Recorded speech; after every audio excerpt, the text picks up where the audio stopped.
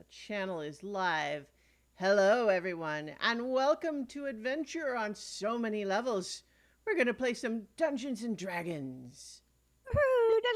Dungeons and Dragons! D and some D. Yeah. Yes. I am Christiana Ellis, and I am the Dungeon Master. And we have a full house again for a first time in a little while. Woohoo! Our players tonight: Mark Guilfoyle as Nedry Shinyrock, I have so many questions backlogged. It's good to see everybody again. Paul Fisher as Zinhorn Windborn, Good evening.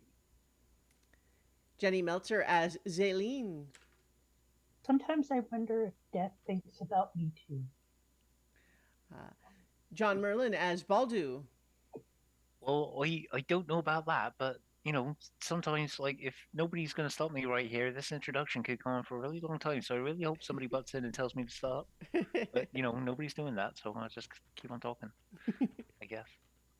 and last but not least, I am adjusting the label as we speak.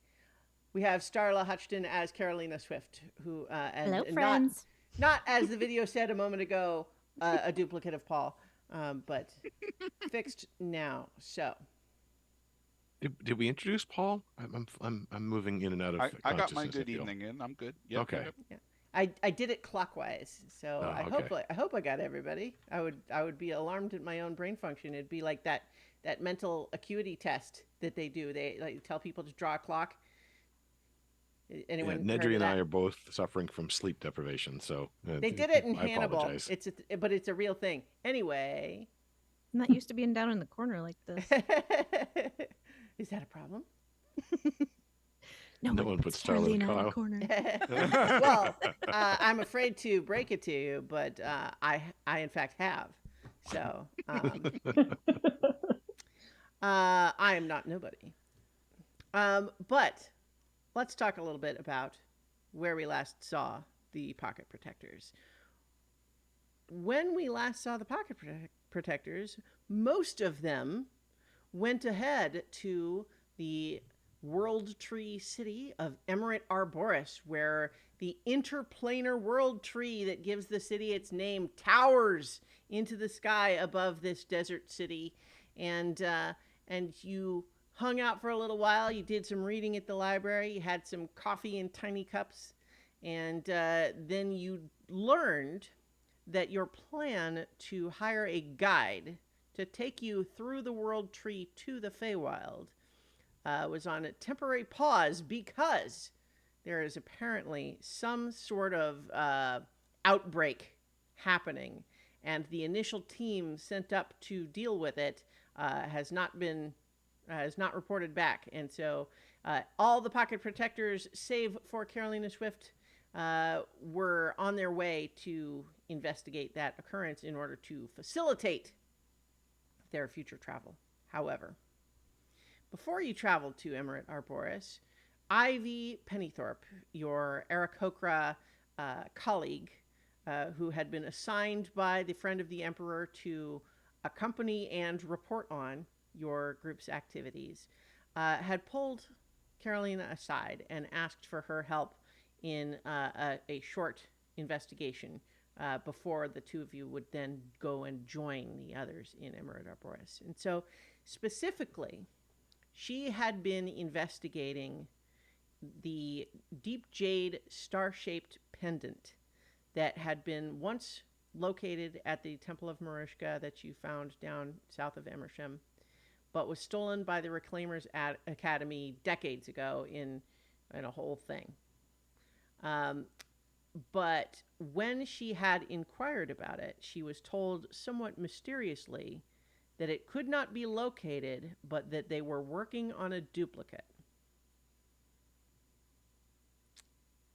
And that struck her as odd because, A, it suggested that they were very aware of what she was asking about and not forthcoming about that. Why could it not be located? Why? What does it mean that they are working on a duplicate? And yet she was frustrated with those answers, and yet was given the impression that that is all that she was going to be told. But she wanted to know a little bit more. And so she basically wanted to bring you in, Carolina, specifically because you, through your connection, your psychic connection to Isilda, are the one person who has actually seen it in your group. The rest of you have heard Carolina's description, but Carolina is the one that's seen it. And so she has arranged for the two of you to have a meeting with a minor functionary, the purpose of which is utterly unimportant, and she told you this up front. But the value of this meeting is that it happens to take place in the Imperial Palace itself. And what she is hoping is that you and she can try to find where the amulet is. So, the meeting itself, as mentioned, she suggested, well, I suppose that the meeting itself will, as I mentioned, there's no primary actual value in it. It's a meeting that really could have been a letter, if you follow me, but it will get us in. So you could pose as an assistant of sorts, or if you have interest, you could choose another role, but really the person we will be meeting with is a minor functionary who really just thinks that we are scheduling date blocks for the traffic regulation around an upcoming parade. Right. I think I could do the assistant. Do you need me to like take notes, write things down? Well, I think that this is not a person who is accustomed to skullduggery. I don't think that they're going to be anticipating any funny business. And so, if you like, I am not very concerned about what happens at the meeting itself. However, assuming that this is all right with you, you should probably not appear in the appearance that they are familiar with you in, if you follow me. You should be someone else. Like wear a disguise? Yes, yes. Well, the key just being that part of what's happening here is that the pocket protectors have gone ahead to Emerit Arboris, and I will join them soon. And I'm not here with Carolina Swift of the pocket protectors. I'm here with gestures, a shrug to you. Let me think. Let me scroll through these to see if I've got something that'll fit here.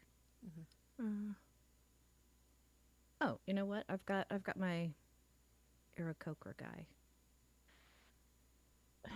Oh, so where's this conversation taking place? I think that this conversation would have been taking place in like a little some shady little like bistro, Italian bistro restaurant out, near the palace. But like, because this is or what we could imagine is that we had heard that conversation, but now we are cutting to Ivy walking into the palace with. Okay. So, who she'll be walking in with is Declan. My lilac-breasted roller, Aarakocra. I think that there is a little bit like when you turn into a male Aarakocra. I think Ivy is a little bit startled, but recovers and does not say anything else about it. But yes, so I think the two of you go in, and as mentioned, she have you. So I don't think Carolina would probably have ever been inside the Imperial Palace before. No. It's a big complex, right? Like it is technically it is the emperor's residence, but it also is a government building in the sense that it has a lot of, meeting rooms and business areas and all of these sorts of things, council chambers, et cetera, et cetera. So it's a fairly big place. There's lots of like guest rooms for official guests and heads of state, etc. But it's very fancy inside, of course, and I think designed architecturally to be a little intimidating. You know what I mean, right? Like anyone who comes here is supposed to either be filled with a yeah, I'm with the Toshmian Empire and we're hot shit. Or B, ooh boy, I better watch my step. Because these people are serious. That sort of thing. It's not like oppressive. It's just like impressive, if that makes sense.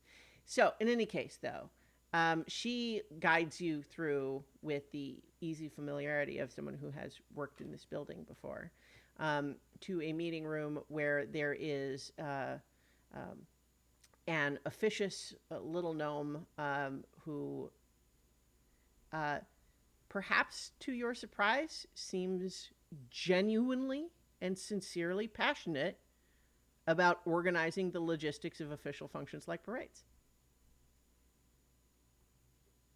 It's a very important job, You have to make sure which roads are going to be clear, and that affects a lot of people. And so you have to be able to plan ahead which roads are going to be closed on what days. What kind of signage are you going to put up? How are people going to know? And so It's a very important job. Yeah. So Ivy is claiming here to be not. I mean, she's not pretending to be someone else. She gives her name as Ivy, but she is claiming to this person to be the person who the liaison sent by the to receive her recommendations for the arrangements. And so what do you do? Do you just take notes or? Mm-hmm. Yeah. Great. So yeah, I think the meeting is otherwise probably pretty boring to anyone who does not care about that sort of thing. But once it finishes and the little gnome departs, Ivy says, "All right. So I think while we're here in the building, there's a number of portraits that I would like to show to you." And that will give you perhaps a little bit more of an indication of the sorts of things that might be found in the palace. And as she is just walking you along and she's giving you kind of like an idle sort of history sort of tour. And like, I think it's real, right? To some extent you imagine it's a cover, but at the same time, she seems like she's pointing out the things she actually does find interesting and so on. But as you're about to turn a corner, says, so what we're about to see is a rather unusual portrait of His Highness the Emperor, atypical in that it is the only official portrait where he is not wearing his mantle of state, which is basically just kind of a cape with sort of shoulder things that go around to the front of his shoulders and neck. And as you turn around, you see a portrait of the emperor, who you've certainly seen before, right? Like not in person, but pictures, because he doesn't make a lot of public appearances. He's kind of old now. But in any case, you see a picture of him, perhaps, like a 30, like mid 30s is the age of him in this portrait. And he's wearing, a very handsome sort of like velvet tunic thing. I don't know how to describe actual fashion, but it's a fancy thing that a king might wear when he's not wearing his like official stuff, right? But Ivy says, do note what's around his neck.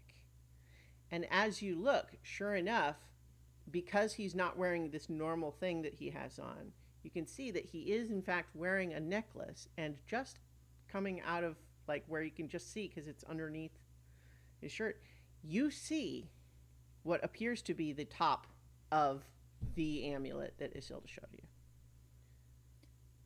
Fascinating. It does match the piece that I'm familiar with. I thought it might. I dare say I made a rather inappropriate noise when I first noticed it. I'd been here investigating, in the normal course of things, and just happened to come across this painting. And yes, so I'm glad to have your confirmation. And so that rather confirms my suspicion that perhaps the reason that the amulet cannot be provided rather than located is because the Emperor wears it. That would follow the logic. And I have to confess that what we know of its function is that it arrests decay. And it makes me curious why the Emperor would wear it, but not merely wear it today, but in this portrait painted some 40 years ago. And you said he looks to be in his like mid-30s or so in the Right, yeah. portrait? So now it is known the Emperor is old. He's an old guy. But in this portrait, was in his mid-30s and appears to be wearing it. Is he human? Yeah, he's or- human. The Emperor is Okay. human. I am unfamiliar with the lineage of the emperor. What is his familial situation? Does he have children, grandchildren? So right now, this is, I think, would be known to everybody. It's, it's certainly not a secret that he does. He had a son who was killed in a war, and then didn't ever have another like blood heir. But he has chosen a successor amongst his leadership council. So there is a known person who will be the successor, and that was announced like some 25 years ago, and he's just been hanging on. So it's publicly known who the successor is going to be. Yeah, it's Okay. basically his, the equivalent of the Secretary of State. Well, given what we know of the nature of the piece, I wonder if there isn't some other interactions at play that might be influencing the situation. Yes, indeed. I had that concern as well, and I have to confess that I'm a little surprised. I mean, certainly, I can understand why they would not want it to be public knowledge that the Emperor is perhaps reliant on some sort of magical artifact. However, given the circumstances that we now know, and I made it clear when I made my request about the amulet, where we had learned about it and the importance of it, I cannot help but wonder at the mystery of what it is doing for the Emperor. Is he still wearing it? If so, what does that mean? Could it be borrowed for a while?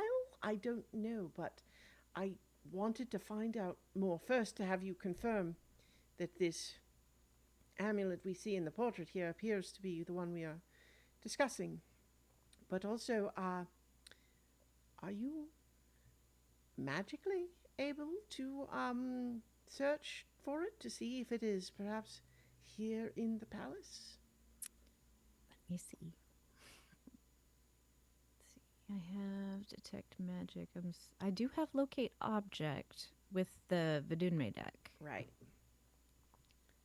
I knew that as DM. Right, yeah, Ivy I'm was just- guessing, but so she says, locate objects. We would need to be careful because I believe that there are certain materials that could block it, and to be certain, the Emperor's private chambers are rather protected from scrying and other such divination magics.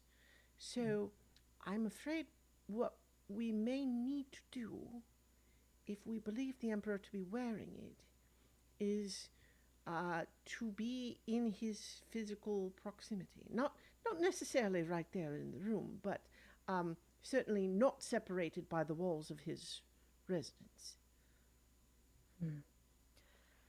I agree. I think that's probably a smart course of action, but I wouldn't want to raise suspicions about our presence in that vicinity. Yes, well, no, I agree.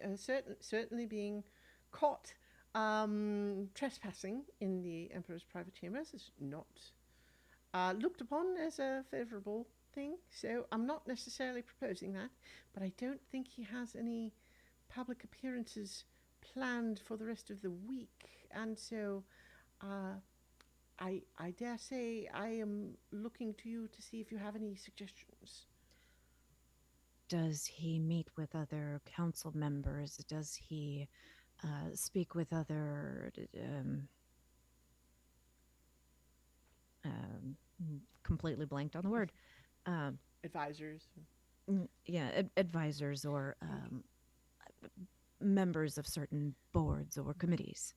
Well, to be assured, I am not at a level where I tend to speak with the Emperor personally. He does have meetings, although these days it's easier for them to come to him generally, and he has a meeting room there in his in his residential area. I believe that they do come and speak with him there, but that would be potentially, I suppose, if we were to be nearby when they were opening the door and you're still active at that time, perhaps it would, with the doors open, it wouldn't be obstructed. Do they typically construct palace walls out of lead? Well, typically no, but specifically for the Emperor's residence, so that he's not scryed upon, yes. It is a thin layer of lead within the walls. There are other magical protections as well. Certainly, I think trying to actually infiltrate his rooms like a burglar or some such would be ill-advised. I'm not suggesting no, I that. would never suggest such a thing. Absolutely not. But yes, so at this point, perhaps it is. I know there's been prioritization of the trip to the Feywild, and so I don't wish to delay us so much that we hold up that endeavor. But I suppose I just wanted to find out if there was more to find out. Do you know approximately where his rooms are that we might casually walk by the area? Yeah, certainly she can lead you to like none of the areas that you are in are like public access, right? You know, you have to be someone, you know, who's you only got in this time because you're specifically with her, and she is known to like have done work in this building and so on. But you do, it is easy to walk by the area where there is a great big fancy door.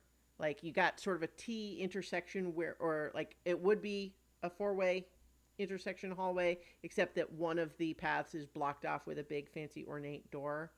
And she says, through there is the the Emperor's residence. And so the outermost chambers just through the door are where he receives guests, has meetings, etc. And then further in where his private chambers are. I assume I've not been inside.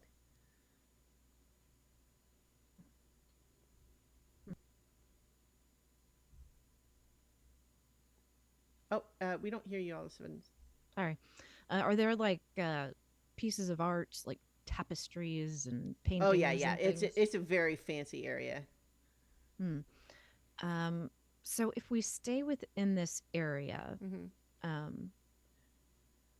like maybe within sight of where we can see anybody that might be going inside, perhaps if do you have any interest in the art? I was curious about, especially the historical nature of these things. Would you have information or even the time to point some of these things out to me? Well, certainly. In fact, I rather say that we could pass quite some time in contemplation of this artwork. And, the only, we might have to explain ourselves, but yes, I do find that some of these works are quite enthralling in that way. Well, any information you would have, I would absolutely be But I'm breathless to not, hear. not really prepared to give an indefinite length lecture on any of them in specific, but certainly we could look at them. I mean, yeah, she doesn't have just like Mhm. an hour and a half's worth of commentary to go on and on about it, Mhm. but Well, um, I'll be inserting. yeah, I'd be inserting and my own questions and stuff to like try to draw it out as much as possible. people these hallways are trafficked, but it's not like there's just a constant flow of lots of people, right? People are coming and going, but so what is the plan, or is the idea that you're just going to try to wait to see until someone goes in there, and then what, try to cast the spell? Yeah, well, the spell only takes one action, so and we just need the door open, right? Right, although it is verbal, somatic, and material components. Or actually, I think you might be able to do it without the material components because of the It's deck. a But forked twig, so yeah, that doesn't. well, That's and it not. doesn't matter. But the point is just that, Mm. like, it's one thing to be standing around looking at the art, and maybe you can persuade people that you're not just loitering or lurking suspiciously. But to suddenly cast a spell upon the opening of the door might be suspicious. So, Well, it does last for 10 minutes, mhm. so I'm hoping that that we'd be able to time it in some way that I don't know, to have eyes not on us. that is a good hope. Try to be as subtle as possible. So what I'm suggesting right now is that there is some time in which it might be useful to think of how that would actually work, because otherwise, you know, Well, Ivy would know who would be likely to be going to meet with the emperor, mhm, right? Like if she spotted a particular advisor or something, somebody escorted that looks like they mean business and they're in a hurry to get there. You know, mhm, that could be a good heads up. Like, mhm. hey, I think this might be somebody going to see the emperor, and then we can prep. Ah, perhaps, hmm, perhaps this it makes the waiting part a little bit trickier. But if perhaps you were just around the corner or something, able to listen, then you could cast the spell out of sight and then come to join me when I give a signal. Could you give a greeting to whoever it is that's passing you by when the person in question, when you Ah, think it's yes, someone? absolutely, quite, yes. Hmm. And so I think what it at this point, though, now it's like, if that's the explanation that you need to be out of sight, now you suddenly are in a position where you have to wait until someone's going to come, where you're not actually within sight of each other, and just around the corner there's not any obvious artwork for you to be obviously staring at. So Is what I'm there a window, maybe? no, not in this Ah. particular hallway. Oh, looking for the bathroom then. Okay, sure. So I think what's going to happen then is we're going to have you're there in that position waiting, and it's actually been a while, so it's getting kind of boring, I would imagine. But at some point you have a guard who seems to be just on some kind of patrol, and will head up and just say, "Can I help you, sir?" Am I at this point? I'm waiting around the corner. Yeah. Um, maybe you could. I'm with a friend of mine, and I needed to step away to take care of some personal needs, but I'm not entirely sure where I should go. Do you think you could direct me? Personal Um, needs. hmm. The washroom, if. Oh, yeah. Oh, yeah. Okay, yeah, sure. Come on. Yeah, it's confusing in here. I know. So, I guess go ahead and make a deception check. Just, I think you've got a bonus that I kind of just assumed you're going to be fine, but 18. okay, yeah, no problem. So, he escorts you 2 corridors away to the bathroom, and as he's sort of dropping you off there, just says, "So, I mean, you know where you're going after this?" Oh, yes, I'll be rejoining my friend. She's waiting for me. Okay, all right. Well, try Thank to you so avoid much for your wandering. assistance. All right. So now, assuming that you don't actually, I mean, you might as well use the bathroom while you're there, I guess, if you've been waiting. But Yeah, make it look real. sure. So I think you weren't taken that far away, but at this point you're you roll a d20 for me, just a flat d20.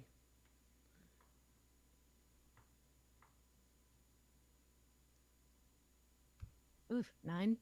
Okay. So I think that as you are kind of gradually sort of making your way through the hallways, you kind of start to overhear Ivy just saying, "Oh, but if you could just spare just a moment, please. I'm sure my assistant will be along any moment now."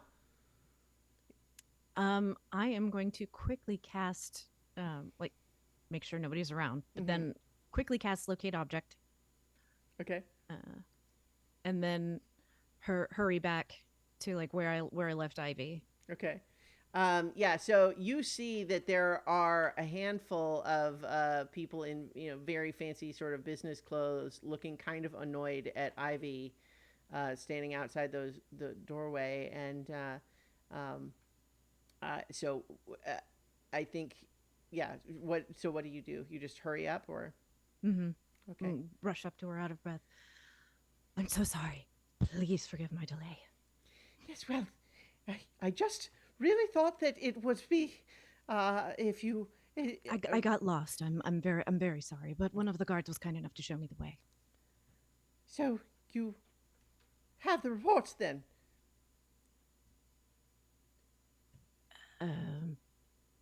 Absolutely. I think make an insight check.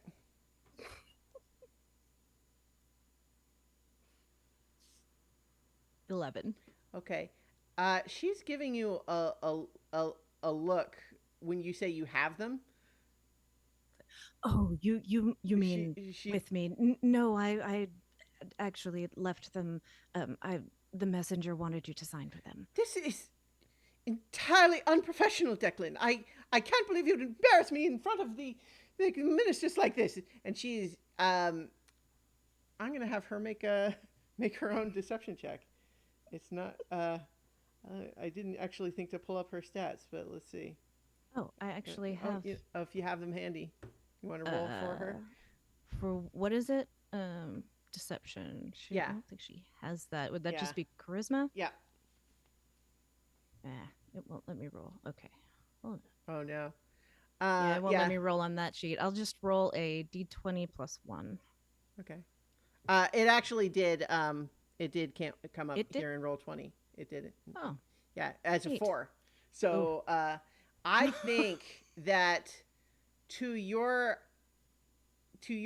trained ear, Carolina, she's blowing this. Like, she's trying to make this all your fault in front of them. Like, not to save face, but to be like the story for why this is happening. But like, she's panicking because she had to wait for you. But but the others are starting to look at her like, what is this? What is happening here? I'm so sorry, and I'm afraid that this is entirely my fault. I am so sorry. If you could just come with me, and then we can you could sign for the things. And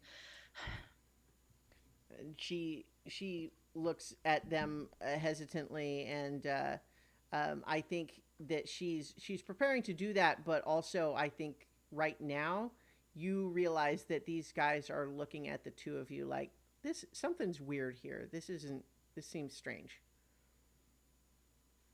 um, let me think of a quick lie. Okay, so could I? How many of them are there? There's like four, and it's just like business guys. They're not. Does one of them look to be in charge? Yeah, I think that there's an old tiefling who's got a great big bushy like poofed out beard, and kind of ram's horns. Um, Could I kind of is he standing to the front? yeah, Okay. Could I sort of lean into his ear a little bit? You'll have to excuse her. I'm afraid this is my fault. I may have switched her potions this morning by accident. She has a slight condition, and it's entirely my fault. all right. Go ahead and make a deception check.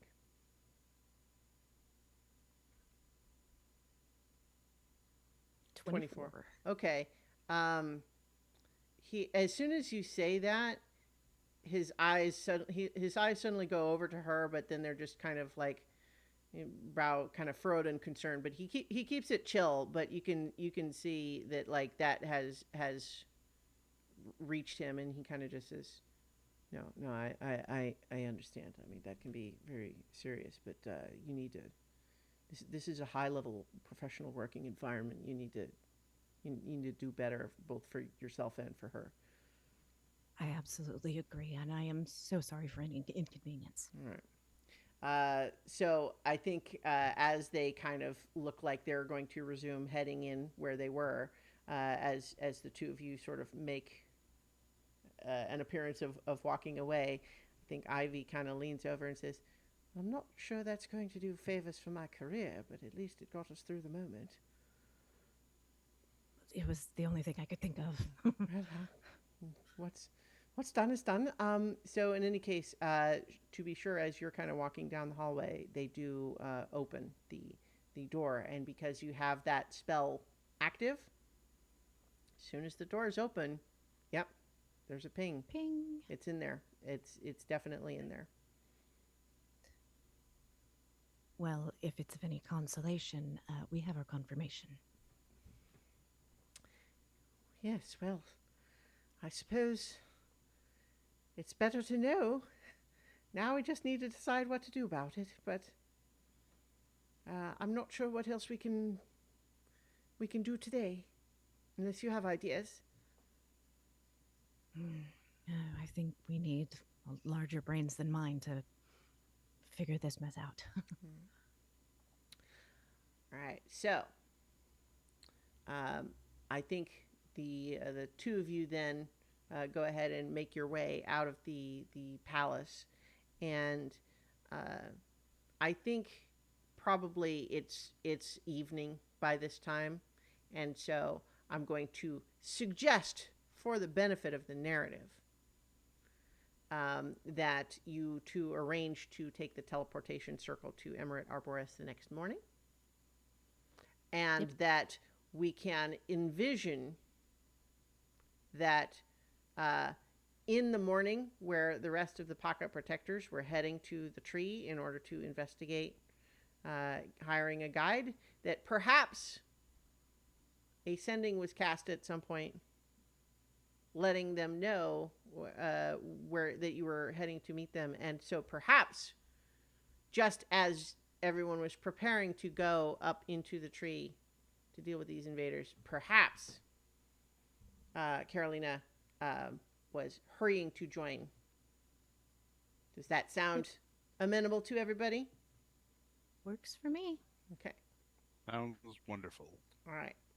So that means hold on. I have to put Carolina and Ivy on the map. So here's the next question, though. As we resume and return to the rest of the pocket protectors, you had been told that you've been given the approximate location where you need to go where this is happening, but it is quite high in the air. And so, is there a way that all of you have to in mind that you will all Nedry get was there? going to fly us. Oh yeah. We were going to do the fly spell, weren't we? Well, I can make most of us fly, I think. Well, we were going to Or, put no, some people in the tower. yeah, in the bag too. Or either one. Hmm. So look, Carolina and Ivy are there. Carolina! Hello. It's nice to see you again. I hope you didn't miss me too much. Loads. Okay, so as you you all are now free to move about the tree. You need to figure out how that happens, though. Okay. So, Are we going? Who wants to go in the tower? Hey, please. Buster's already in there. Yeah, I'll go in with Buster. Okay. How many people can you make fly? well, if I really push it, 4, I think.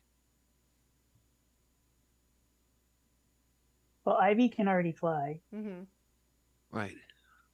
So that leaves me, you, and Baldu. So you only have to do 3. So if you can cast it at a lower level. Well, 3 would be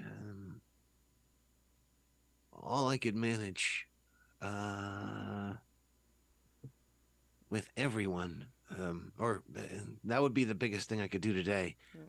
I'd rather not if it was. Well, to be sure, having everybody in the tower gets everybody up there, except for, for someone who's flying. Except that it's also theoretically beneficial to have people with fly on them when you're going to be having apparently a fight way up in these incredibly high treetops or tree branches. Zinhorn can already fly up there, right?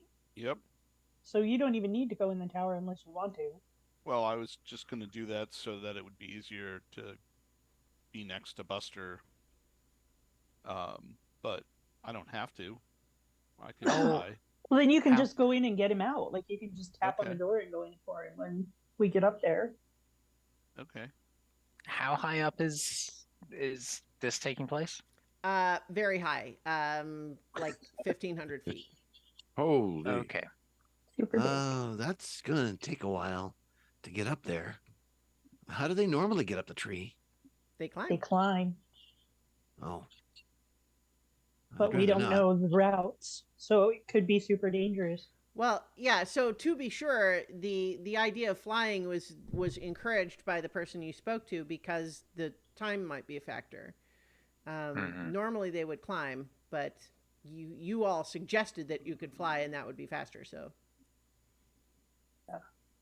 Well, if I rush it, I should be able to make it there. Okay. It'd be close. So if it's just me, that's probably the easiest, and I'll try to find a nice place for people to come out. Okay. You can carry the tower then. Yeah. all right. Just don't put it in the back. Well, so we imagine that Zinhorn and Ivy are also flying with you, or are they in the tower as well? It's really up to them. I'll fly. I think Ivy would fly as well. I appreciate the company, especially if something goes wrong. I'll be flying it the fastest I can possibly, and I'll have a little bit left by the time I get there. Not a lot. All right. Well, I only moved 30 feet, even in the air, so. Is how long is fly? Is it not an hour? It's 10 minutes. Oh, Well, there you go. 10 minutes, and it's a 60-foot flight speed, which is 180 per round, which makes it actually no 1800 within a minute. Actually, so that's not as slow as I thought it was. I was going to say wasn't sure what the math was there, but anyway. Yeah, no, I goofed on that. Okay. I might outpace you for a while. Okay. Well, I will do my best to catch up to you. I'm looking to see if I have haste, but I don't think I have any. I don't have it on my spell list for the day. Because if I did that, then you could go faster, but yeah. Sorry, I don't. Okay. Sorry. Unfortunately, I can have only it do either. one or the other. Well, I mean, for that matter, if you have people who can fly, I mean, the people who can fly are gonna. This is a significant flight, so I'm gonna have you do an athletics check as you go up. But I mean, y'all tell me Okay. how you want to do it. You gotta Well, get up there. There's people waiting on you. Since I can move faster, why don't you stay in the tower, and then near the top, I'll let you free. Okay.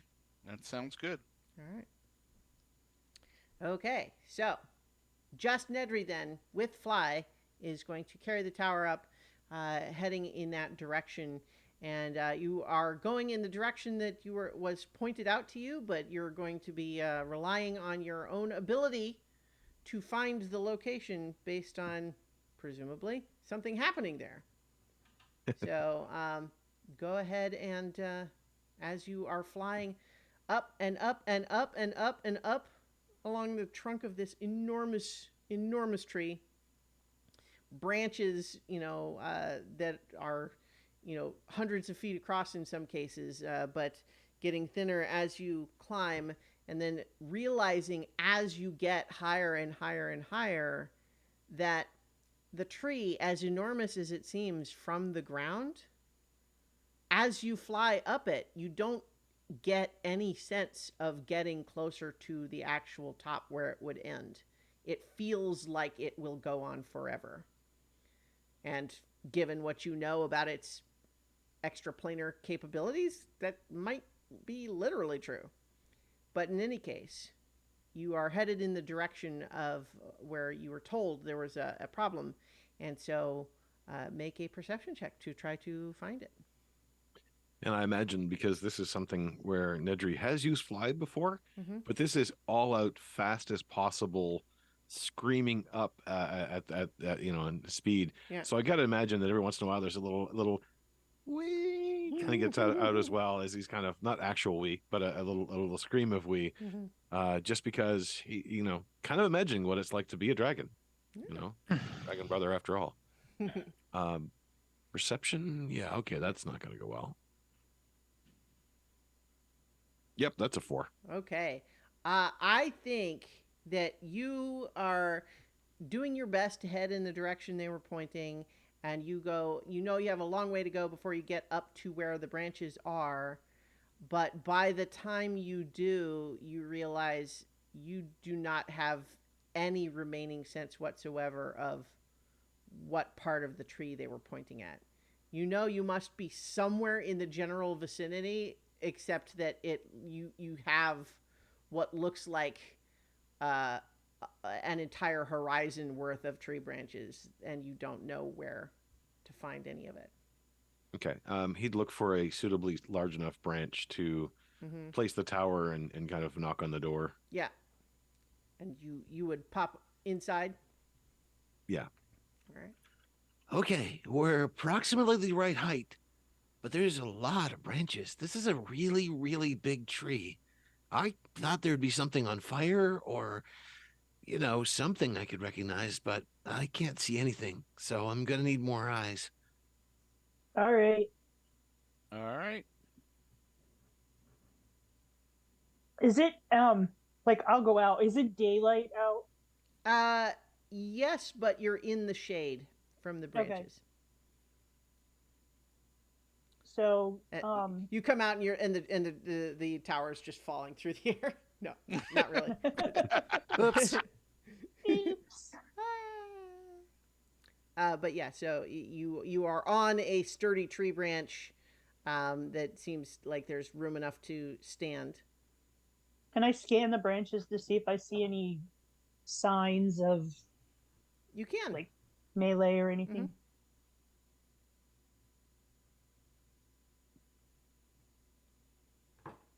Not pretty good. 10. Not pretty good indeed. Yeah, I think uh, it's kind of just overwhelming, I think, because from the ground the tree certainly is enormous, but it's so enormous that, like, in some respects your brain kind of keeps trying to trick you into assuming it's more like a normal tree size, and it's like you almost have to keep resetting your perspective to see the buildings that are tall when you're standing next to them but are just microscopic compared to this enormous tree. But when you are here among the branches, it feels like it's the whole world. And it's, I think you suddenly have a new appreciation for what it means to train as a guide for these tree travelers, because it's very intimidating at first impression. So I don't think. Flashbacks of Cadence.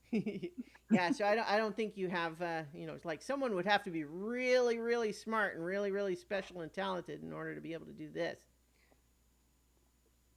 But yeah, so I think you don't know, where to go.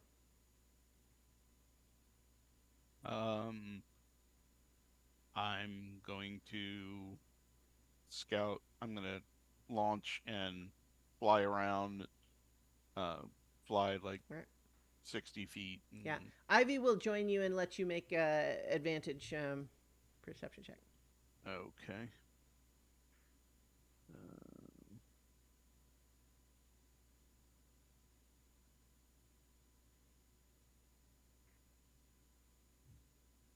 22. 22, there you go. So you are feeling this same sense of awe, of course, related to all these branches. But as you are flying around, you do, on a gust of wind, hear a distant voice that seems to be like, "Someone help! We're up here! Help!" All And right. and you feel like you have a general direction that you can follow. Okay. I'm going to move in that direction and call back. Follow me All to right. the trees. Are you there ready to carry the tower, Nedry, or? That's the idea. All right. Okay, so I think that as you all, as you fly up there, I'm going to go ahead and switch us to the battle map here on the stream, and in Roll20. And so, what you find as you approach, and you find a reasonable spot that looks like you could land, and I've got everybody out of the tower already, just kind of to start here, but the assumption is that you're all going to pile out and do this. But what you see is that there are a number of places on these branches where there are odd plant like growths that have almost burst out like fungal blisters out of the tree branch. And some of them are kind of moving around. And you can also see that there are a few places where there's almost this like writhing nest of tangled vines that seem to have trapped a few humanoid figures in them, and that's where the voices are calling for help. Notably, only one of the three figures you see wrapped up in the vines is calling for help. The other two seem to be quiet and not moving. You also see, stomping around on the branches, you see some strange, almost humanoid figures, except that they look to be made in either somehow wearing entirely wooden armor, or they themselves are made entirely of wood. And so you're seeing a lot of this strange behavior, but this almost certainly is the place. And so, as tell me if you do anything other than land and pile out of the tower, because if you do that, we'll roll for initiative. Otherwise, tell me if you have some other plan. Oh, Nedry would definitely want to get them out as quickly as possible, Mm-hmm. somewhere Yeah. safe. Out of the tower. Yeah. All right. So, let's just go ahead and roll for initiative then, shall we? Alrighty.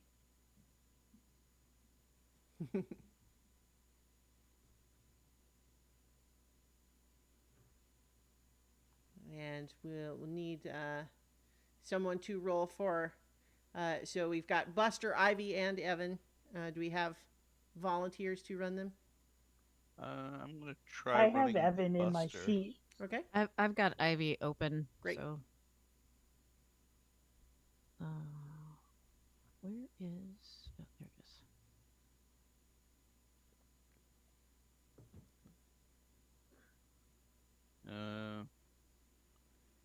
For some reason, it rolled twice for initiative. It rolls at advantage because of that one thing that you have. Oh, thank you. Yep. It's not. It put Ivy's initiative on mine. Okay. Well, you can I changed it. Yeah. Okay. All right. Looks like we need Buster and Evan on there still. Yep. And then we have a Evan- couple of ties because there's a lot of moving parts on this encounter. But so we'll need to do some rollies or dex checks to see whose modifiers are better. Buster got a 19. I don't have control of Buster, Okay. or I can't. Oh, there it goes. I just did it. Okay. Everybody should be able to control Buster though. Let me double check his. Nobody can control Buster. Buster is his own creature. Yeah, everybody should be able to move the Buster token and do all that stuff. So, but in any case, okay. So now we've got to do some ties. Okay. Zinhorn and Buster, what are your dex modifiers? Zinhorn's Dex is +0, and Buster his Dex is +1. Okay, so roll a d20 for Zinhorn because we've got a tie. Okay, 1d20, Yes. 16. Ah, that's literally the same as I rolled for the enemy. Roll again.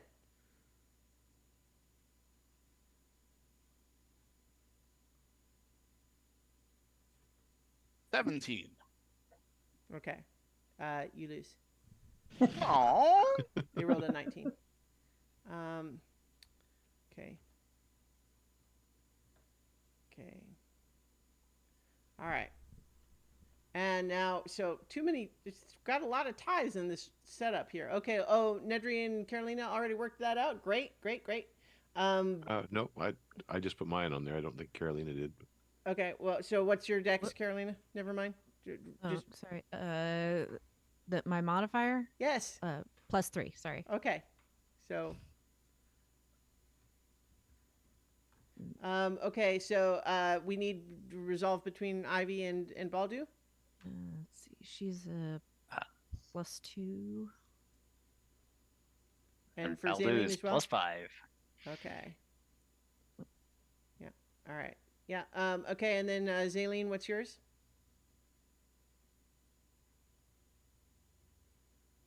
Mine is +2. Okay.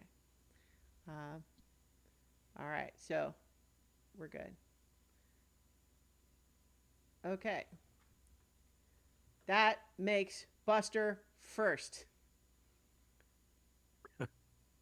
And so I think that you get the sense of this already. I think Zinhorn, but Buster is feeling antsy, and then just the energy of the rest of you feeling like you're gearing up for something. I think as soon as the door is open, he just like plows his way through. And he's just charging. So I won't control him, but I think his mood is aggressive. Okay. Yeah, he wants to bite something. Yeah. Well, the first thing he's going to encounter is this sort of medium wooden humanoid looking thing. humanoid Okay. tree somehow. I'm trying to find his speed. I mean, 30 feet. Yeah. yeah, Okay. So that's the thing pretty much right in front of him. yep. Um, yeah, he's gonna go up and wail on it. All right. So he gets multi attack. Mm-hmm. Um, Yeah, clicking multi-attack just shows the multi-attack trait. You need to click the actual attack. okay, so does he do the claws first, trying to pull down, or the bite first? Uh, I he, think it's bite yeah, first it's because he it's can bite bust. because he can knock them prone. Okay. Yeah. It's a 20 to hit, Mm-hmm. That hits, and and it does make the strength save, so it is not pulled prone. okay, and it's 24 points of damage. Yeah. And you find that it seems to be somewhat resistant. Its wooden flesh is resistant to the piercing jaws of Buster's bite. Buster doesn't like that, so he's gonna claw it twice. Mm-hmm. The first claw gets a 23 to hit. Mm-hmm. That hits, and The second claw keeps resetting his natural 20. okay. Um, okay. So, It's another 18 damage because that the extra bludgeoning damage doesn't happen unless it's prone. So, okay. but yeah, he has done a lot of damage. It is not resistant to the slashing scratches as he claws into it, leaving deep scrapes and claw marks, gouges across its wooden flesh. But it's still up. Alrighty. So now it's Zinhorn's turn. No, now it is the enemy's turn. Oh. Darn them all to heck. Mm-hmm. You should have a higher dex next time. Let's see though. I think they actually might not. Yeah. Let's see.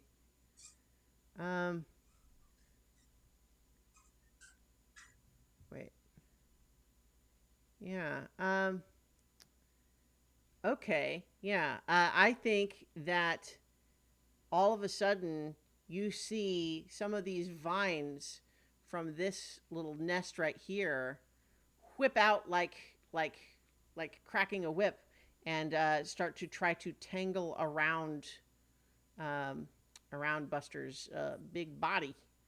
And they get a 23 to hit, and he is going to take 15 bludgeoning damage. Yikes. And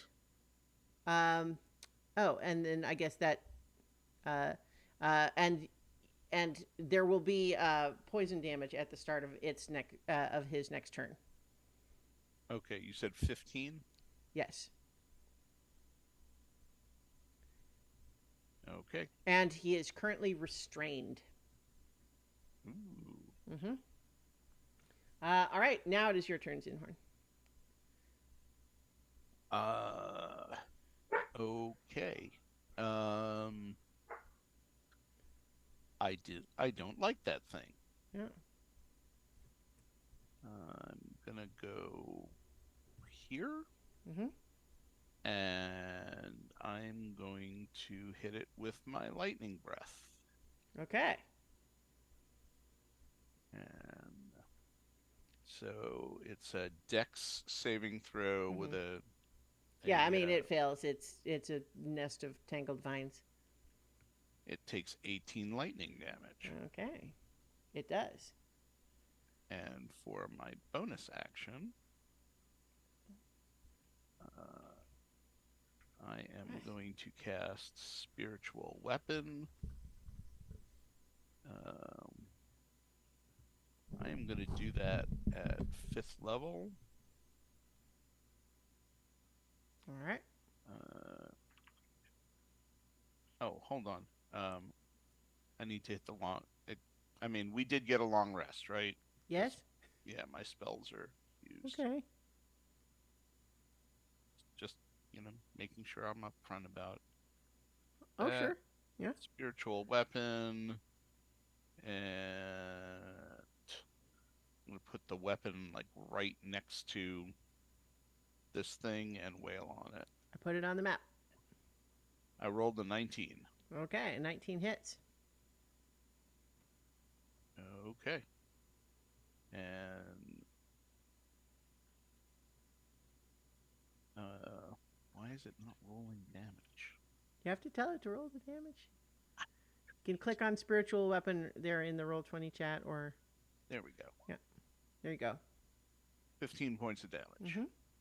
All right, All right. so your lightning breath and the swing of your spiritual hammer have, carved out some chunks that are smoldering a little bit, but it is still a fairly beefy nest of these weird writhing tentacle vines. All right. All right, Evan's turn. Evan is going to go charging in that direction, and he's Mhm. going to use his multi attack to fire off crossbow shots as he runs. Okay. So because it's a hand crossbow, he can use that for his multi attack because it doesn't require reloading. I mean, a hand crossbow normally would, but he bought a special one that doesn't. Okay. Right? Okay. I believe that's what we said. I think so. Mm-hmm. What's he shooting at? At the nest. Okay. That's weird. What? It was like 1d20 plus 8, and I rolled an 8. I'm like, why is it plus 8? It doesn't make sense. Okay. Okay. I don't know. It says plus 8 to his attack, so Yeah, it got Okay. on there. It kind of shows up as a 16. Yep. So what's the problem? What's the question? Nothing. I was Okay. confused. All right. He hits the nest of vines with the little crossbow bolt. Okay, so that does 6 damage. Mm-hmm. And the next one's a 26. Yeah. Definitely. And- You're doing damage to it, but it's it is definitely a plant, so it's a little bit like, yeah, there are big sort of like wounds on it, but is that it? It's harder to tell from like body language, so to speak, how it's doing. Yeah. Mm-hmm. So where's he moving to? He was running. He is coming down this way to help out Sinhorn. All right. He gets one more Okay. because it's 3. Yep. That one's 25. All right. And have him make a dexterity saving throw running along the tree branch, because note that it is curved. Like the surface that we see here from one end of the branch to another is curved, right? 11. 11. Okay, yeah. So he keeps his feet for now, but you'll have to be aware of that. Note, Zinhorn, probably actually where you are right there. You're on a fairly steep part of it right there, so just be aware. Okay. All right. That makes it Carolina's turn. Right. Okay. So I feel like I'm gonna fall. I don't like this. I'm up too high. So first thing I'm gonna do, I'm gonna use my mandolin to cast fly. All right. Cast the thing. Gosh, stop. All right. Did it do it? It did it twice. Okay, yeah, okay, there it goes. It's not making the noise. So yeah, I'm doing that for my action and movement. I will just kind of go, let's see, 1, 2, 3, 4, 5. So like up in the air. Okay. Just to do that. All right. And bonus action, Zaleen is gonna get my bardic inspiration. All right. What do you say? What do you say for Zeline? Or sing? I would probably sing She Walks Away, cadence of water, the loyal and brave. Oh, she walks away, no matter the peril, the day she will save. Through amber and ashes, she will not be swayed. When the battle is over, she just walks away. Very nice. There you go. Been a minute since I did that. Yeah. All right. Zeline, you have bardic inspiration. Nedry, you're up. Okay. Just want to clarify that this little guy, oops, button. This little guy is one of the humanoid ones, right? And there's one Yes, other one right there. Correct. Yeah. Okay. And is this just a feature of the map, or is that? Yeah, that's just a little thing that's just on the map. All right. It does appear to be a snail. It appears to be a snail that is minding its own business, has nothing to do with this conflict. It wants none of it. It's just annoyed by its noisy neighbors. And is this one actively attacking the guy that's here, or? No, it is looming over it though. And Okay. that is the one that is still screaming for help though. Okay. Then, what's the range on that? Sure. Oh, actually, well, that's kind of, no. There are too many options. Okay. And it looks like a little guy. Mm-hmm. Okay. I'll be nice for the moment. And So these humanoid tree things are medium in size. they're medium in size? Yeah. It still works on medium. Mm-hmm. But for the moment, just going to fly to be about there to the center of the space, and then cast Ray of Frost. Okay, on the tree thing or on the guy vines? that's on the guy that's attacking Gotcha. this one. All right. They've got the rest. Spell attack. That is okay. Yeah. 24 to hit. All right. And it's that one. That certainly hits. Only 10 frost damage. All right. It But takes their it. speed is reduced to 10. Okay. Or by 10, I should say. Mm-hmm. And I think that's it. Okay. So, Baldu, you are up. Baldu is going to take some very dexterous steps over to this guy right here Mm-hmm. and produce the Shade Blade and go slashing at this guy. Nice. So that's only an 11 to hit. That's embarrassing. Yeah, an 11 unfortunately does not hit. I think what happens is that you sort of get a chunk of bark off, but it appears to have been already dead bark, so you just exfoliated it. Okay. It looks actually like healthier wood underneath. Oh, good stuff. That will be the entirety of my turn. Oh, really? Okay. Yeah. All right. So it is Ivy's turn. All right. Not very good at using this the way it should be. So let's see. I'm trying to figure out how this dive attack works. Like, does she have to already be flying? It says if she's flying and dives at least 30 feet straight toward a target. Okay. Yeah, so she needs to be like. She would have to be in the air first, right? Yeah. Okay. Well, like not only in the air, but like it's a dive. Like she can't. Yeah. She can't do it if she's flying up, for example. She can do it if she's above the thing and diving down. Right. But she could move and do it, right? Well, yes, but she needs to dive 30 feet to do it. So she needs to be starting at that point. Yeah, so she's gonna take off into the air. And let's see, what is her speed? Hold on, check that too. It's 20 feet, fly 50 feet. Okay. So I mean, she could do it if she was, Yeah, so I'm gonna put her in the air, and I want to make it so she can attack that guy there. All right.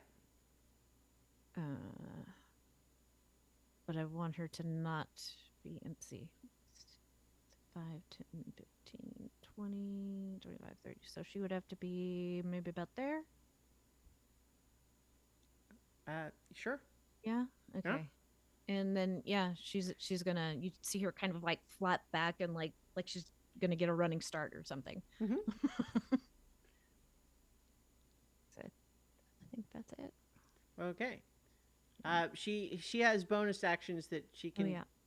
Oh yeah. But, Helpful. yeah, well-timed assistance. So yeah, she could do use her bonus action of helpful for, since she's right there next to Lynn, maybe give her some advice on aiming. Well, so yeah, I mean, I think. All right. I'm not sure how that works. Well, is the thing. What it means is that there has to be an explanation for why what she's doing would be helpful, and I think aiming advice is probably not going to do it. Like if what she was doing was also getting in the face of the same enemy that Lynn was attacking or something to distract it, right? Like that could work. And so her thing is that like she can, as a bonus action, do something helpful that would normally be an action for someone else. But let's not belabor this too much. We've got a long encounter round. So it's yeah, it's all right. Okay, so it is now the turn of the people in the vines. And although you don't all necessarily know this, they all take 8 poison damage. I think the one that was screaming for help, you suddenly hear her groan and like, oh, it burns. Ah. That means Buster's gonna take 8 poison this round, or On his turn. on his. No, it's not 8. It's not 8 though. It's like I'll tell you what it is. So it's like I'm telling you what's happening to the NPCs. Got it. Zaleen, your turn. I'm gonna fire off. Actually, can I say that I did my mage armor before we came out? Like I knew we were going into battle. Okay. So I'm going to fire off 3 Eldritch Blasts. Mm-hmm. 2 at the one in the distance, and 1. I'm gonna have to move those so I don't. I mean, you need to tell me more than the one in the distance. The one over here. Okay. All right. And then I'm gonna do 1 at this one. All right.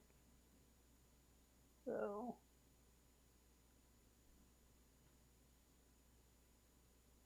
Aldo appreciates the effort you've gone to not hit him. That's a natural 1. Okay. A natural 20. Okay, that's better. Yeah. And a 15. Okay. The 15 does not hit either. The natural 20 does hit. Okay. So. Go ahead and figure out the damage for that one. Do I roll it twice? It should be double the dice, so you can just click. So if you're in the Roll20 thing, you can. So yeah, that works. So it's 13. Yeah.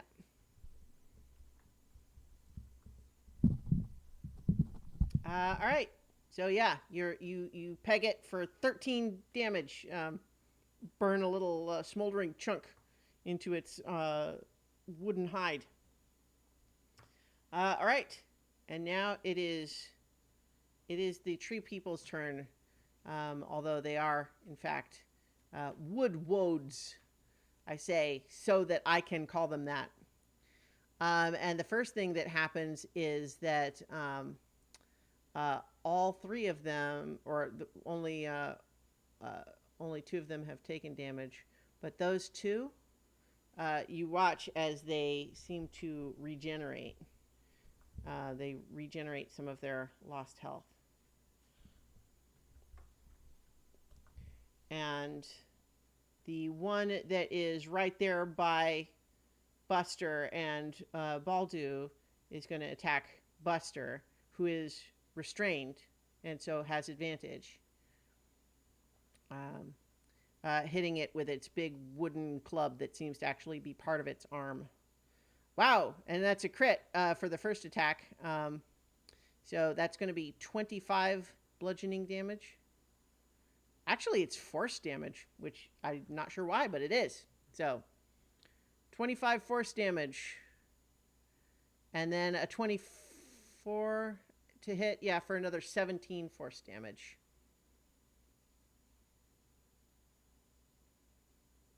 Ouch. Yeah. And then as as those of you right there by it watch, it somehow just kind of melts into the tree and appears over here, right up there by Zaleen. And I think perhaps this time, no opportunity attacks. Actually, you know what?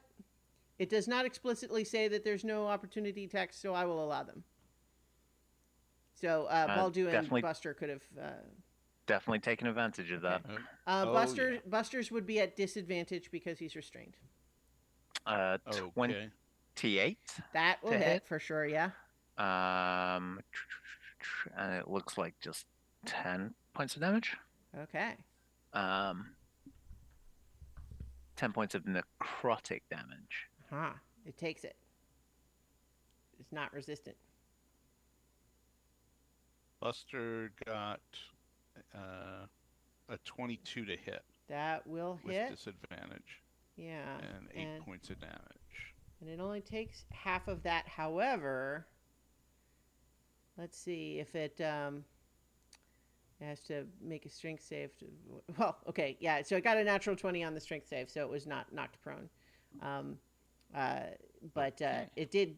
Buster did get some piercing damage in before it moved, and so that one's pretty looking pretty beat up, even though it regenerated some. The one up here. So Nedry, you are kind of flying in space, right? Like you're not really adjacent to the branch there, right? That's right. Okay. I think that this one. Let's see. What is its speed other than that thing? Yeah. Okay. Disappears. It like melts into the tree.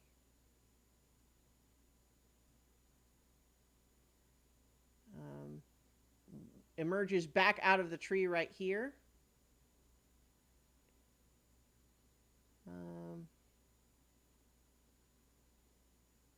And then marches up like here.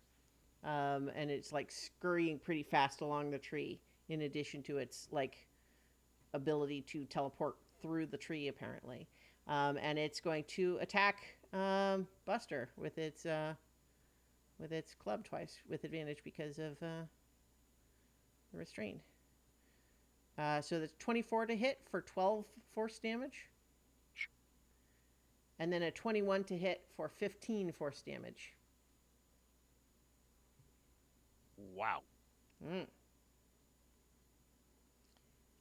And then the one of those guys that was up here to the north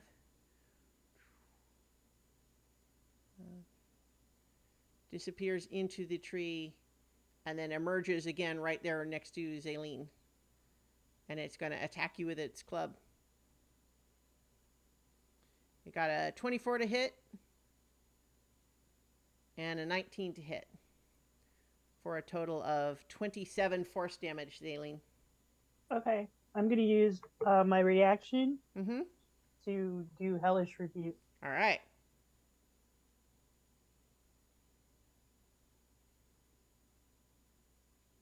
So, it makes a dex save, right? Yep. It got a dirty 20. Okay. Does that make it mean it doesn't save? It doesn't take any, or is it I think half damage? All right. Go ahead and roll it. So half of 25. Okay. 12. All right. Well, you watch though, and you realize that it looks like it would have avoided some of that fire damage, except that the fire just sort of flares up around it, and it takes a full 24 damage. Nice. And you can see it is patting out the spreading flames on its flesh. All right. That is the Woodwode's turn. And now these big sort of things that almost looked like blisters coming out of the tree, these enormous green tentacly looking things. It's their turn now. And let's see. I think that, yeah, this one right here, Ivy is within, is it with, yep. It shoots out some sort of a weird, like, gooey, like, pseudopod looking thing. And Ivy needs to make a dexterity saving throw. Can she use evasion, or is that only on her turn? If it, I mean, that's, she still needs to make the dexterity saving throw. I mean, evasion Yes. applies, but it's So when the sidekick is subjected to an effect that allows it to make a dexterity saving throw to take only half damage, it instead takes no damage. That so succeeds evasion. on the Well, saving so throw. you still have to make the throw. That applies only when we're dealing with results. Okay. Saving throw dex. And in any case, this is not for damage. 11. Okay. Fortunately, or rather, unfortunately, an 11 is not successful. And so she is yanked out of the air and grappled by this weird little pseudopod thing, and it pulls her, yanks her right up to it. And then it starts to wail on her with these two sort of tentacle-like branches. The first one misses, though, with only an 8 to hit, and then a 19 to hit for 14 bludgeoning damage. And she is currently grappled. This one is going to do the same thing to Baldu, so dexterity saving throw. He's gonna try. Yeah. 19. A 19 is a success, so you evade this little gooey tongue that shoots out of it, but it does sort of start to scoot along on its little tentacle things, where it is going to and try to attack you with its branches. So that's a dirty 20 to hit. That hits, however. Okay. I'm going to uncanny dodge to have whatever damage it does. Okay, it would have been 16 bludgeoning, so it's going to be 8 instead. Just take 8. All right, and then the next attack is a 13 to hit, which that suspect, misses. Yeah. Okay, so that's that one. This one down here is doing that to Zinhorn. So dexterity saving throw, Zinhorn.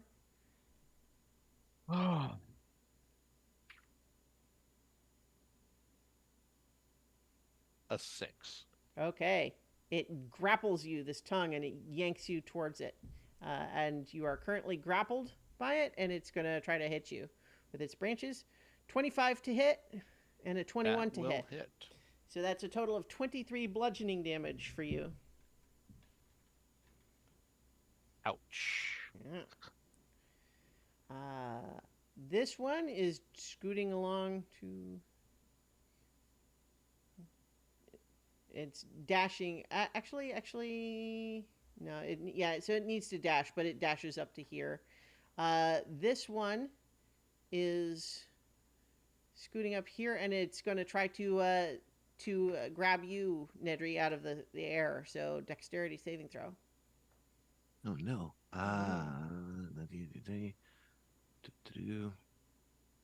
Okay. 18. 18 is a success. Whew. Yeah. So you are able to evade that one as it kind of scoots over here and circling around. And then this one has climbed down from another branch and is also going to try to grab you. So it's another dexterity saving throw. No. 19. All right. Yeah, you avoided both of them. Flying around quickly. Yeah. Okay. It is now Buster's turn, and he is going to take that leftover poison damage from before, which was I had it up here. It was originally going to be uh, gosh. I rolled it. Where? Okay, sorry, hang on. I had it all rolled and it was all a whole thing. I could just re-roll it, I guess, but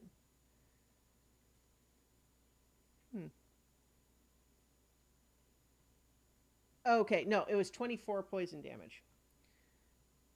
Good golly. Yeah. Yeah, he's below half. But it is now his turn. He is restrained at the moment, and so if he wants to break that restraint, he's going to need to use his action to do so. Yeah, he wants to break the restraint. So that'll be an athletics check, or just strength for him. Strength check. Okay. All right. He rolled a 15. 15 is a success. He breaks himself free from those poison constricting vines. Okay. And so he can move if he wants, but that'll be he'll be potentially subject to opportunity attacks.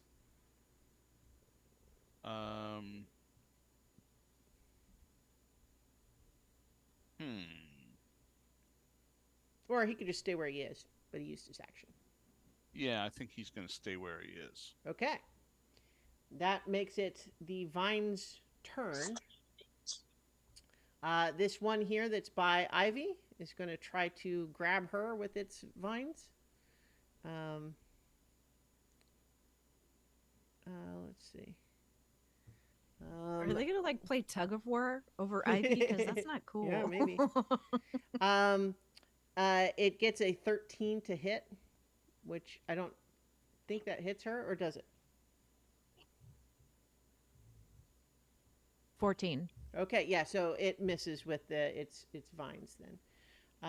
And then the one down here, having had Buster wrested free from it, is going to try to grab Zinhorn. Okay. But only gets a 9 with its attack, so never mind. Will miss. Yeah, and then the other two, the other 3 of those are not doing anything at the moment. Actually, I take it back. That's not true. They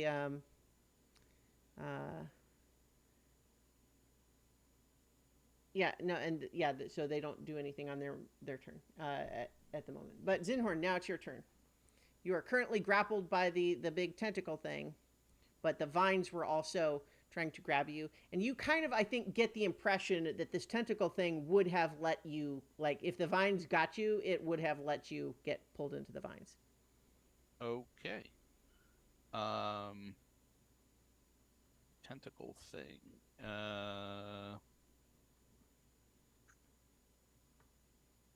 You're in a target-rich environment. I am, yes, too many good things happening here for me to do. Okay. Wow, I'm confused.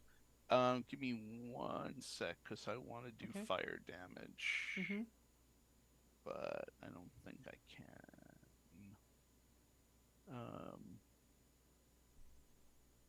I can do guiding bolt.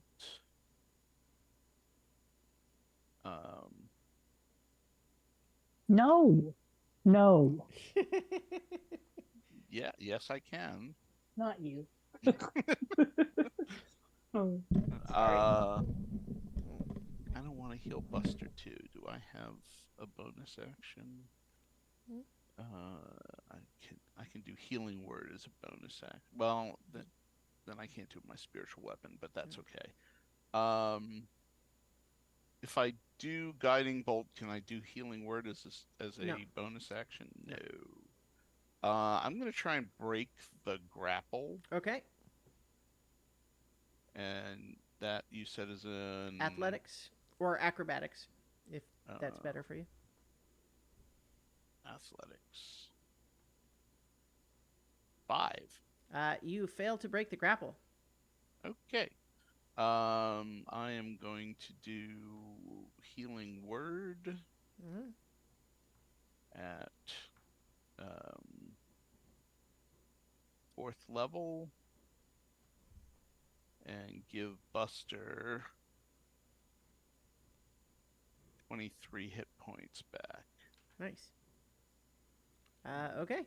And I believe that will be the end of your turn. It will be the end All of right. my turn. Evan's up.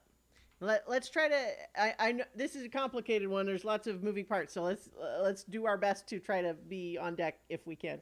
You know what I mean? Okay, Evan is gonna attack the guy right in front of him with Mhm. his multi-attack short sword. Yeah.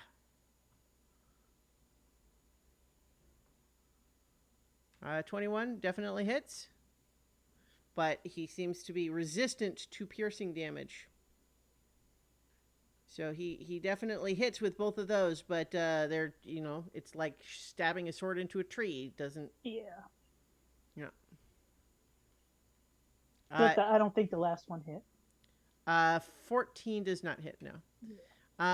I think that he might have noticed that when Buster was biting, it didn't do so well, but the claws did better. So All if right, he so had something that slashing. did slashing damage, that would be better. He does not.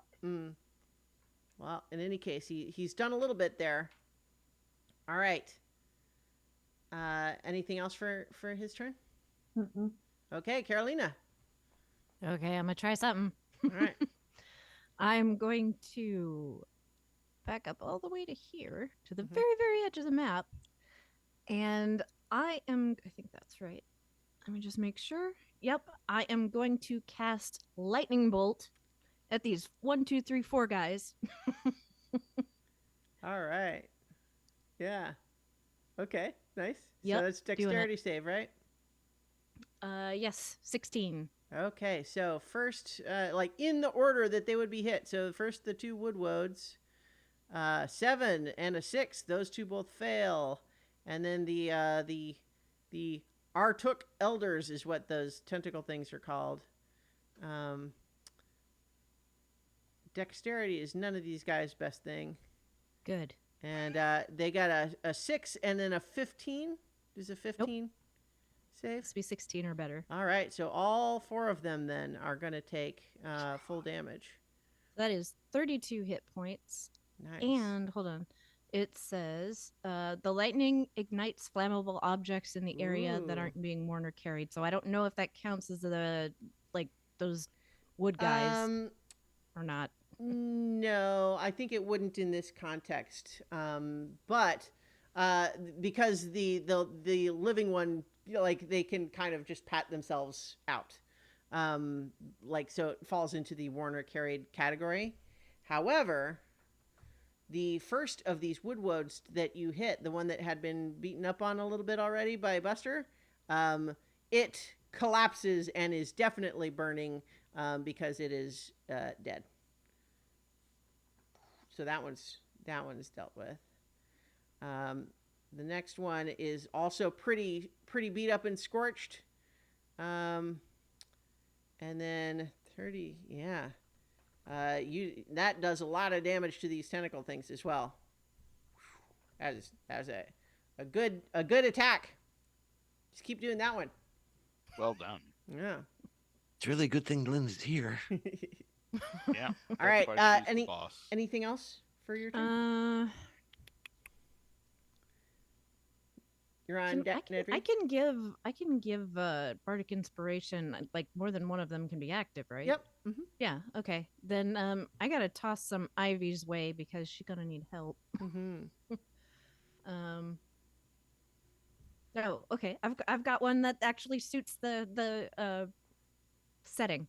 Okay. For the tree may take and the tree may give love that moves like the breeze.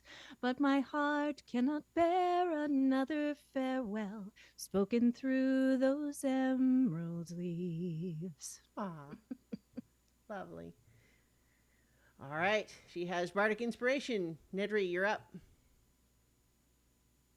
So I don't remember where we ended on this particular conversation, but Okay. Can vortex warp take someone out of being bound? Yes. Okay. Well, so I think where we talked about it before was the idea if someone is tied up, will they still be tied up when they show up with you? And I think that in that circumstance, yes. But if what is happening is that they are like being grappled by a creature, for example, it would not also bring the creature with them. Okay. So I can separate basically them Yes. from the creature. Yeah. Then Nedry will let out a rather startled cry, and seeing Ivy in danger, draw his blue line in the air and move her away from where she is to okay, and I think to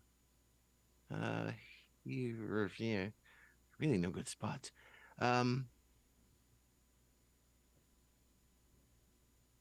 I think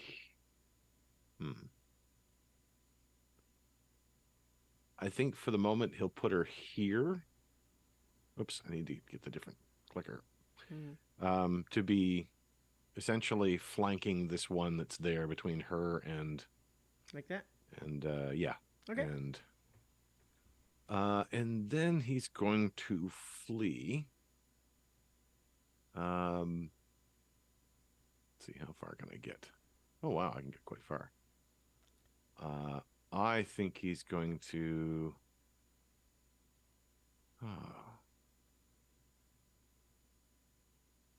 the big tentacled ones, they were also just trying to bash as well as grab, right?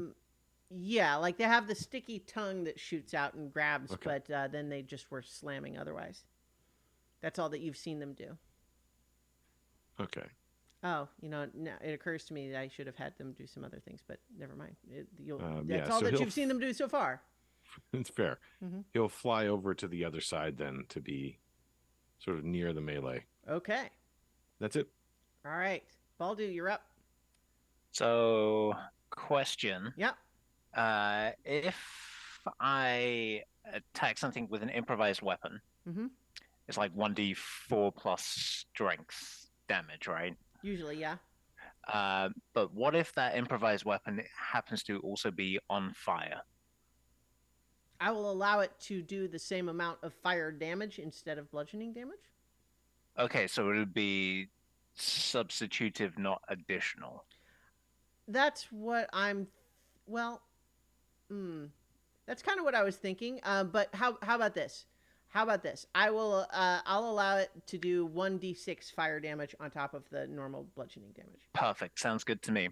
I will Blessings of Mistress of the Dark to appear 30 feet away or within an empty spot within 30 feet that I can see. So I am going to whoop to there. Whoop. And then that's my bonus action. And then I guess it would probably be the entirety of my action to rip a flaming piece off of this the guy dead right one? here. You know what? I will rule a cool that you can just grab it. So I'll grab it and swing at the one that's now, I think that's almost sufficiently badass that I want to see it happen.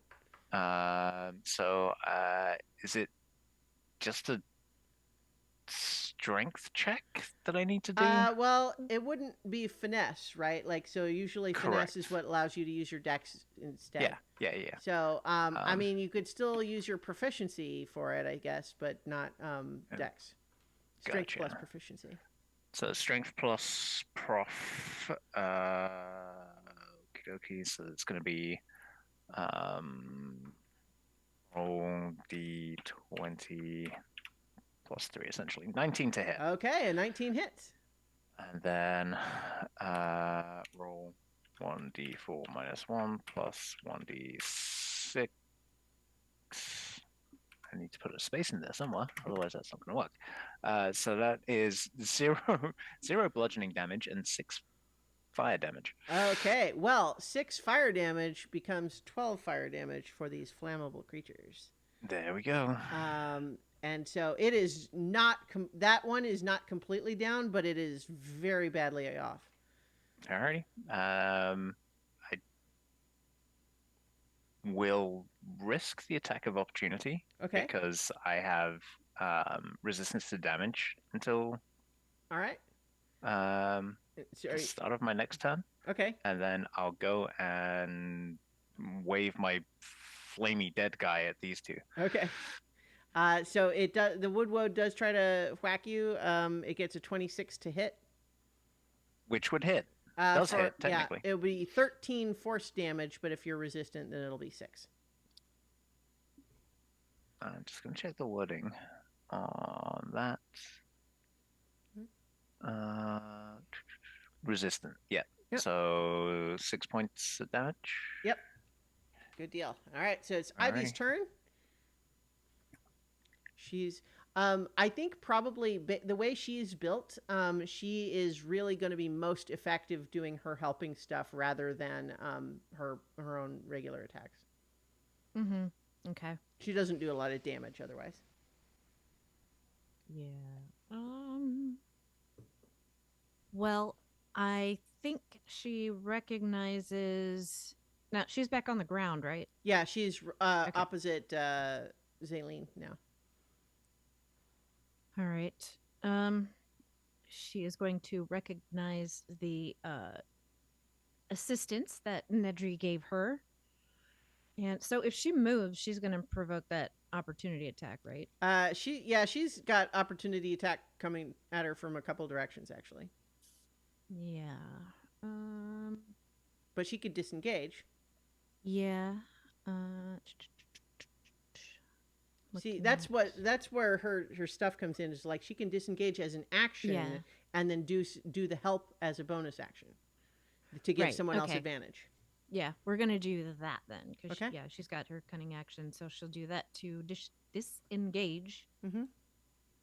And let's see, Nedry went over here, so yeah, she's good. I have it on the wrong thingy. Hold on, select. Okay, so she's gonna Giving like disengage Buster advantage or something would be probably pretty helpful. Yeah, so she's gonna take to the air and she's gonna come over here by Nedry, who helped her out. Okay. And I think she'll still be in the air, but yeah, so she's going to use her bonus action to help whoever seems to need it. Which one comes next? Let's see. Buster would come next. No, Zaleen and then Buster. Oh, and Zaleen's right there too. Yeah. Okay. Mm-hmm. Yep, that'll work. She will probably go for Zaleen then. Okay. All right. Zaleen will have your turn in a moment. But first, we got more poison damage coming towards the all the captives here. And you hear the one that had been calling for help is definitely getting weaker and weaker and weaker. And I think, you hear all of them sort of like groan in pain, and so I think the observant among you will recognize that they are in danger here. They're not safe where they are.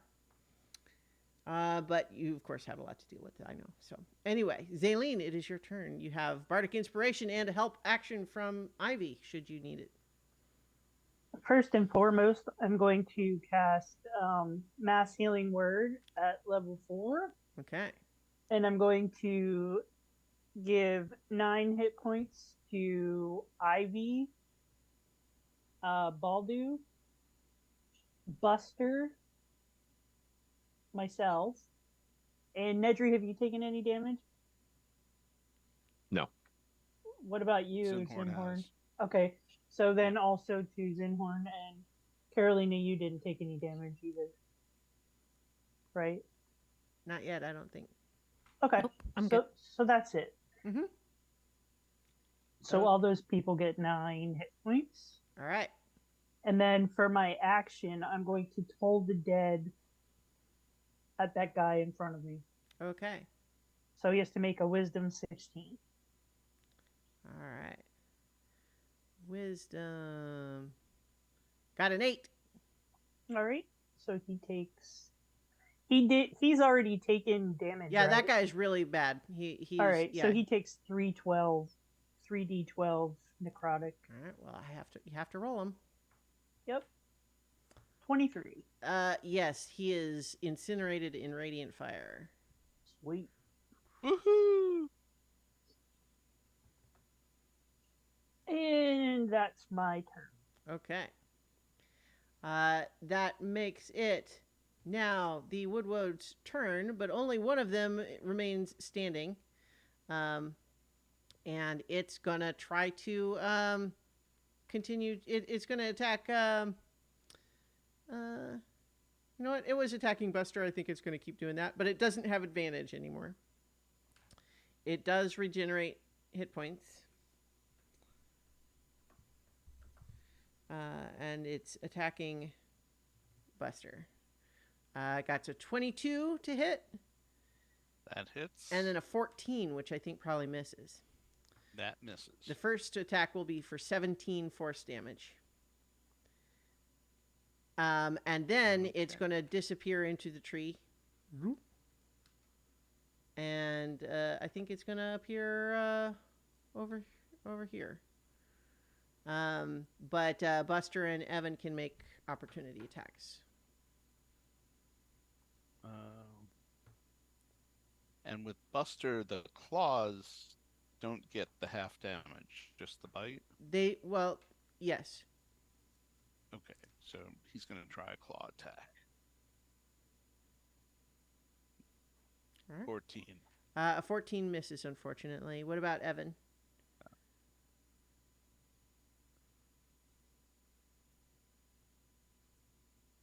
Do we have Evan's attack?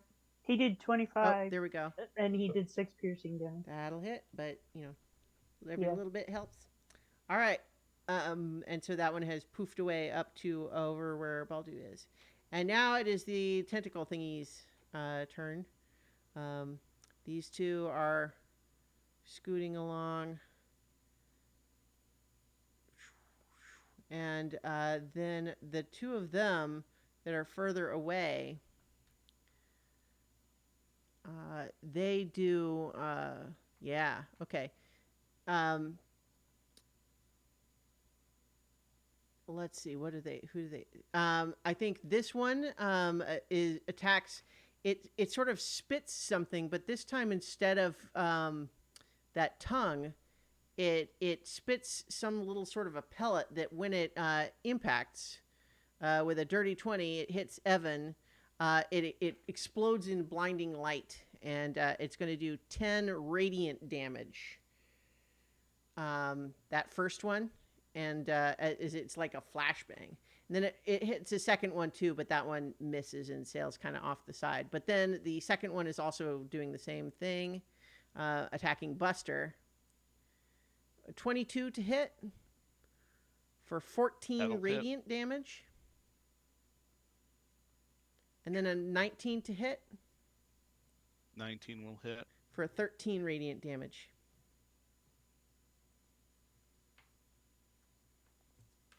Buster needs help. And so that's these two that were kind of, over there. This one is going to, let's see, first I'll roll some d6s to see if they regenerate some of their stuff.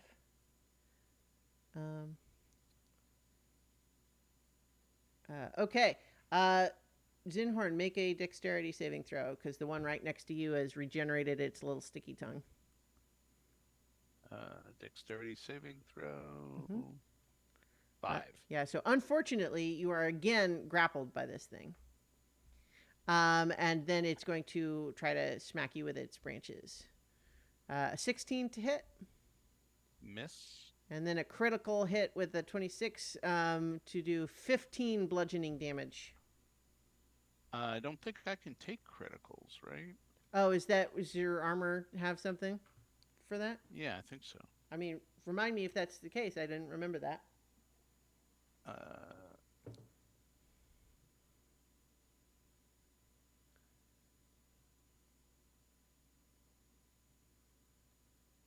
Nope, that is not the case. Okay, so 15 damage for that one then. Okay. This one is swinging up there to try to attack Evan with its branches.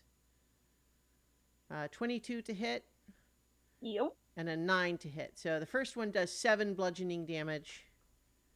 Second one misses. And then this middle one right here is attacking Buster some more. Because he's a big threat and or perhaps meal. 21 to hit for 10 bludgeoning. That'll hit. And then the second attack's just a 10, so that'll miss. All right. And then the last one is the one up by Baldu, which is going to also keep trying to hit you with his little branches. 18 to hit. 18 is my AC. Okay, so that's 14 bludgeoning. I will use my the Uncanny thing I dodge? used the other time. Yes, the Yeah. evasion thing. Gotcha. Uncanny dodge. And the second one is a 17 to hit. So you'll take that seven damage for the first one then with the evasion. Alrighty. Okay, and that is all of the Arctic Elders. It is now Buster's turn. Okay. I think he's looking a little wild-eyed to you, Zinhorn. I just realized too that we've not been playing his frenzy thing. That when he takes damage, he's supposed to make a random attack, right? So I'm going to say that we don't need to retcon not having done it, but let's remember that. Especially since Evan's right there, it's potentially extra attacks for Buster, but it's also at the risk of possibly attacking someone you don't want him to attack. But it's Buster's turn. Buster's hurt, Mm. and he wants some help. Hmm? So he's gonna go over here next to Zinhorn where he can get help. Okay. Is he disengaging from the one? Otherwise, he's going to take an opportunity attack from this one.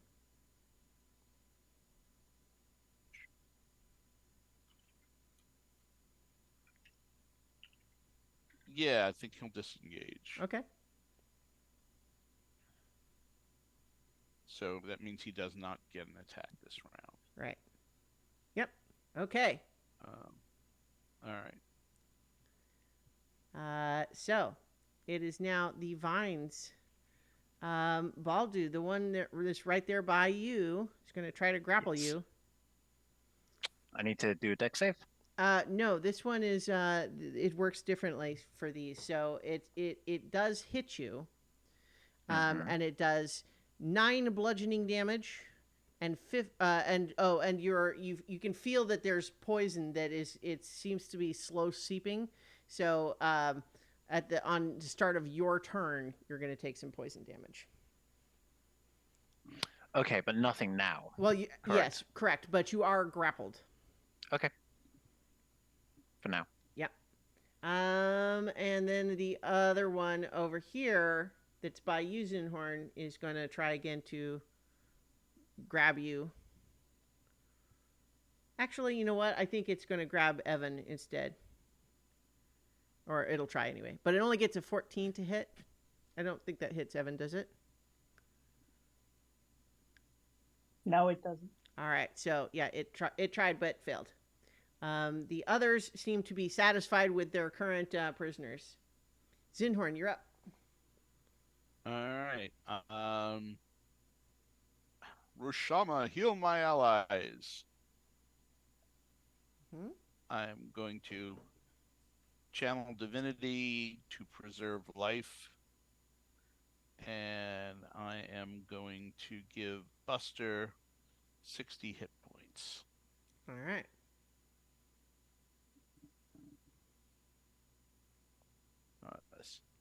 He really needs them. Mm-hmm.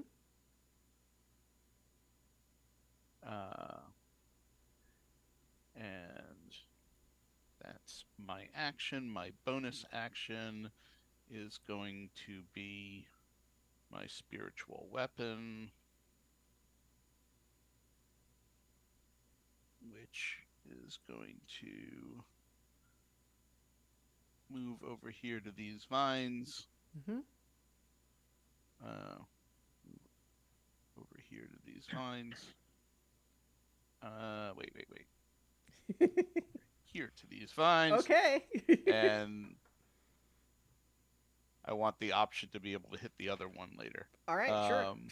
and- Let's keep it moving though. I'm going.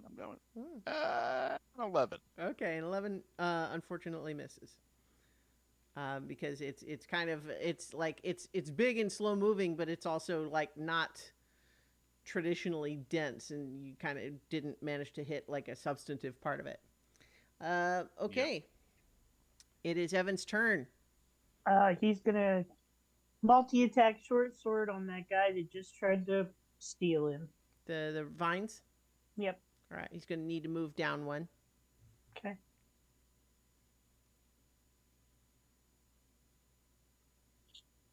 All right.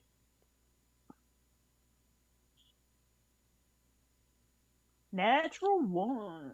Ah, well, that's not going to help. 15. A 15 will hit, and it takes Okay. 7 slashing damage, or piercing rather.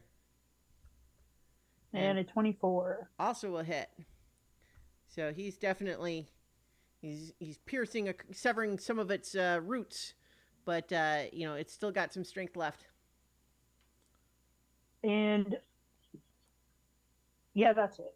All right, Carolina. Okay.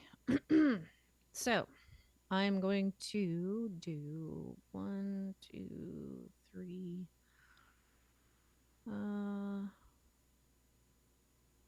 Trying to remember where my line was. I think here. Because people keep moving around and I don't want to Yeah? hit them. So, all right. I think maybe this way. So if I come down like that. Yeah, I was trying to figure out where I can hit the most of these guys, but yeah, like Don't forget there's one here as well. yeah, He's Where? kind of this guy. Oh. there. There's yeah, I a didn't even see him there. Okay. Mhm. Good call. Good call. difficult to see. I think it'd be Trying hard to- to get him and the other two without putting someone else in trouble, though. Yeah. It's a 5-foot wide line. Yeah. So So basically, the way I'm going to work it is when you draw your little ruler line like you guys are doing, if it crosses into a square that is owned by a creature, then that counts. okay. So I think if I do that, it doesn't hit Baldu, and it does get that other guy by the tree there. So I need Mhm. to go over like 1. All right. So that's dex saves for the tree guy and the 2 tentacle guys, the woodwoad and the 2 arctic elders. Yes. All right. Woodward gets a 9. They need a 16. All right, well, that's going to fail then. Then the 2 arctic elders get a natural 1 and a 4, respectively. All 3 of them fail. They are all taking 32. Nice. Why was it blue last time, and this time it's just white? Oh. It's weird. All right. Well, so that remaining woodwoad was pretty healthy. Still, it hadn't taken much damage yet, so it's still kicking. However, this first Arctic Elder is now crispy fried, Yay! and so is this one. Both of those are killed, fried by the lightning. Finish him. Okay. I think that's it. All right. Okay. Nedry. Wow. That changes things. All right. Nidri is going to fly less casual and fly over to basically be inconspicuously right by this big guy right here. Okay. I just got to do a quick measurement to make sure I didn't move too far. I don't think I did. I did not. Then he turns away from him briefly and draws in the air and draws this guy out of trouble to go stand by where Ivy is, right here. Okay. So vortex warp, That's got, I guess, 60 feet. There you go. 90-foot range. Oh, nice. Okay. Yeah. Well done. So, like that. Yep.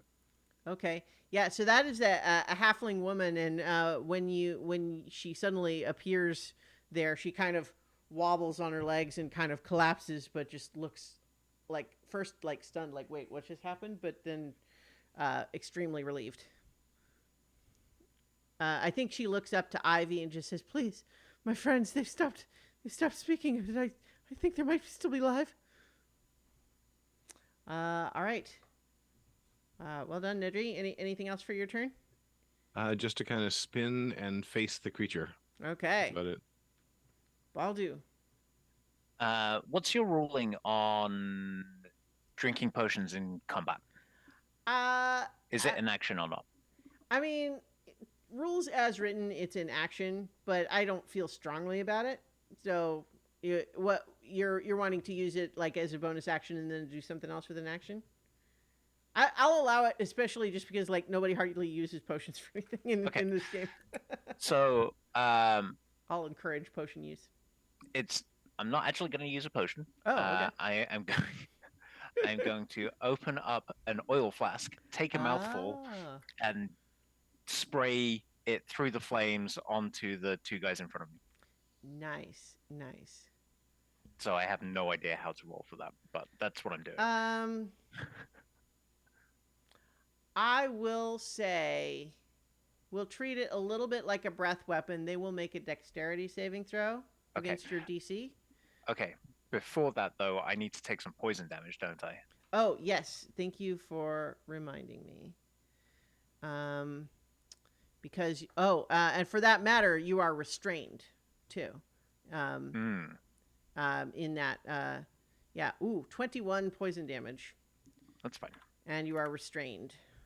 All right. So we will do that whole blessings of the Mistress of the Dark thing to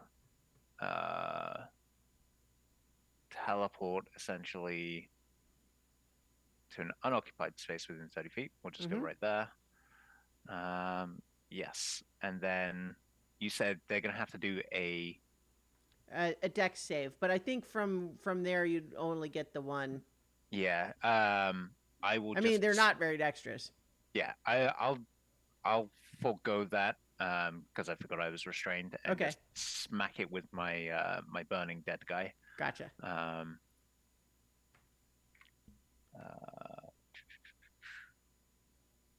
Which is a 20. Ooh, not 20. There you go. Well, that will hit then. I'd hope so. So double the dice, as in twice as many dice. Yep.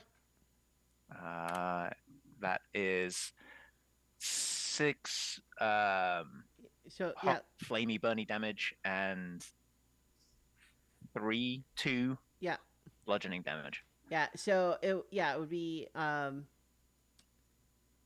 right? Yeah. Fire damage. That's the word I was looking for. Fire. Right. 12. Yeah. All right. And yes, you do that. And it the fire doesn't spread or anything on these, but it definitely does some damage. This plant monster doesn't like that. Okay. Little message appears up in the corner. Plant monster didn't like that. That's my turn. Okay. Ivy's turn. I was trying to see if she had anything that could help with any injuries this person has, but she has survival, not medicine. So, I think the primary thing I would suggest from Ivy's perspective is that she just try to avoid this poor halfling getting captured again. Yeah, she will help the the person. Can she use, because she has she can use hide. So I'm Mhm. wondering if she could like adapt that to help hide this wounded person. You know what? I'll allow it. So let her make her hide check, and we'll count that as hiding the halfling. Well, Got to play a game of hide the halfling. Um. So do you want a wisdom or an investigation or a Hide is a perception? stealth check. Oh, is it? Okay. Yeah. Because I clicked on something and it took me somewhere else. Mm. It's a stealth thing. Okay. Yeah. So I think Did it go? There it goes. yeah. So a 12. I mean, it's not great, but these things have other stuff going on. So all right. So Ivy is kind of taking charge of protecting and helping the rescued halfling here. Okay. So the two NPCs still in the vines are taking more poison damage. And then it is your turn, Zaleen. Okay. I am going to.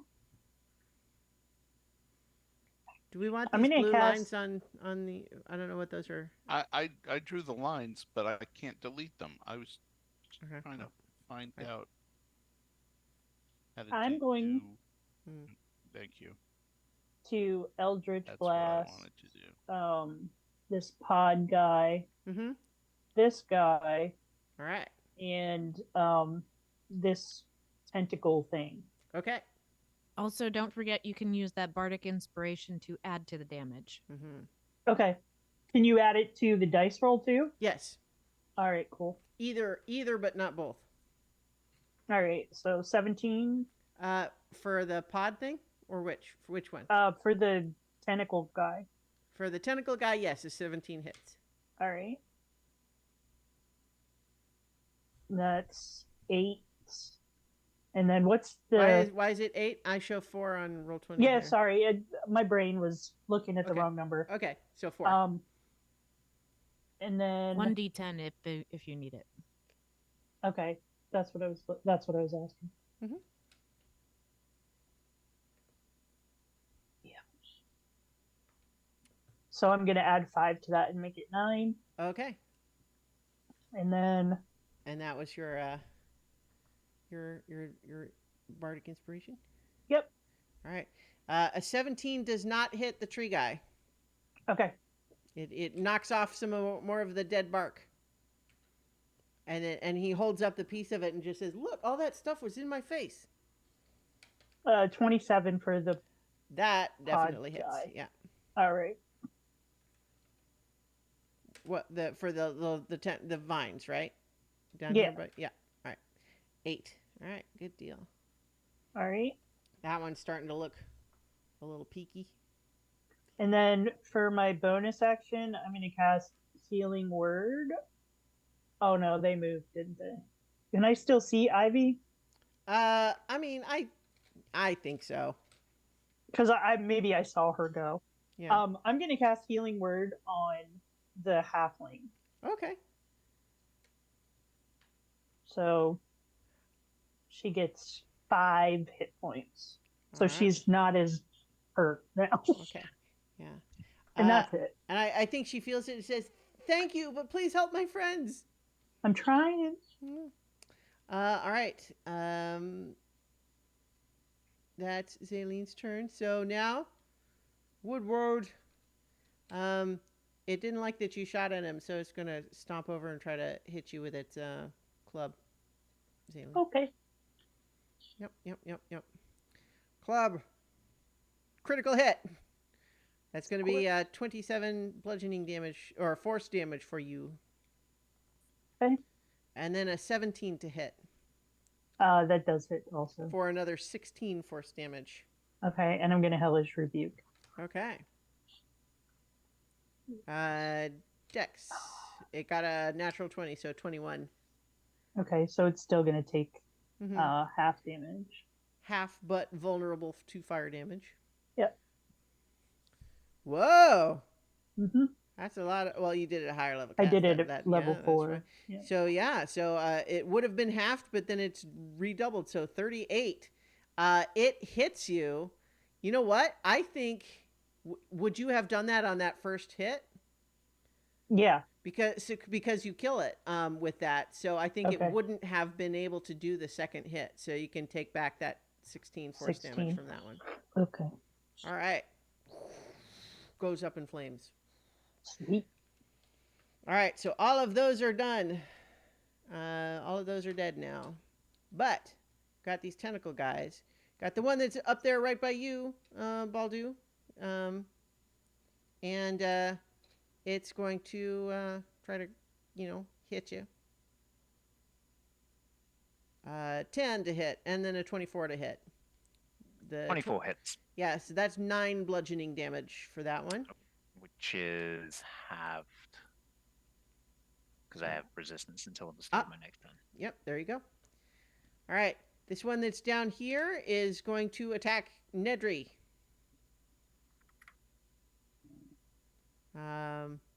With a natural 1, and then a 24. I will react and cast shield. Okay. It still hits, All right. but the blue shimmering field that normally surrounds him returns. Aha, there you go. So make sure you're doing your concentration checks as necessary if you take damage. This is the first damage he's taken. So. Okay. All right. Well, there you go. So it would have been 8 bludgeoning for that hit. But then these other two that are shuffling over are firing those radiant pellets, and so I think you're getting 2 of those, Nedry, as well, heading at you. So first is a 14 to hit. That misses. Well, you got the shield up, right? So 2. Yep. So, but then there's a crit, and so that's going to be 22 radiant damage. I already reacted. Okay, well, the shield goes down. And now he actually takes damage. One thing to note is that the shield actually takes damage instead of him, so he doesn't have to make concentration checks. Sure, no, until that the makes shield sense. goes down. I was just reminding you because you had but- fly up, so that would go Yep. away if you. So. But now he's taken damage. Uh-huh. As the shield goes down. Ooh, that was really that's okay. It'll come back. It did its job, right? Mm-hmm. Yeah. Concentration. Yes. Yep. Ooh, that's gonna be bad.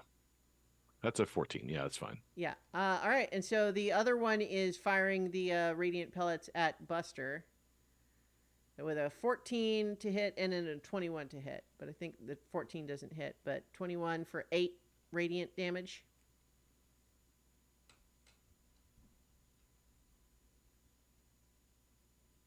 I'm sorry, Buster? Yes. 21 to hit for 8 radiant? radiant. Yeah. Yep. All right. And then I think, yep, that is all of those guys. So it is now Buster's turn. All right. Buster's feeling much, much better right now than he was. And he is going to go after the tangle of vine things. Mm-hmm. So he is going to do his multi-attack and bite. And that is a 15. A 15 definitely hits. It takes the 12 piercing damage. It can't be prone though, so it doesn't need to make a save. That doesn't count. Mm-mm. Okay, and then his claw is a 17.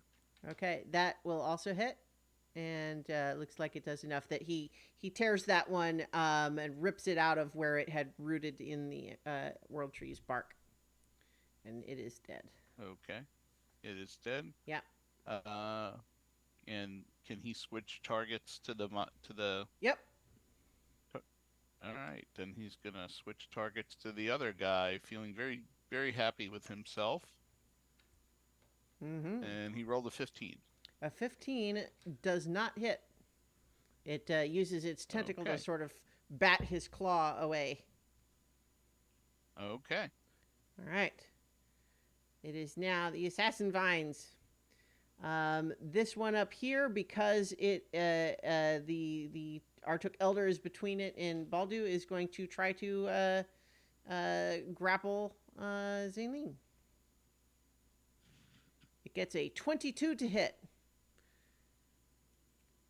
And you are now restrained, and you take 16 bludgeoning damage. Okay. And on your turn, you will take poison damage unless someone All rescues right. you before that. Okay. All right. That's that one. And then the ones over here are happy where they are, except that this one that got its prisoner taken away, anyone who might notices it starting to slowly sort of creep and crawl its way across the tree, but it's very slow. Zinhorn. Zinhorn's had enough of these guys. He's going to cast Blade Barrier. Okay. It's going to be 100-foot long along that line, and 20 feet high and 5 foot wide. Ooh. Sorry, I'm looking at this up. Gosh, it's like, wow. Ooh, look at that. That's big. That's a big gun, huh? Oh yeah. Yeah, that's kind of like Wall of Fire, except whirling razor sharp blades of magical energy. Okay, let's see.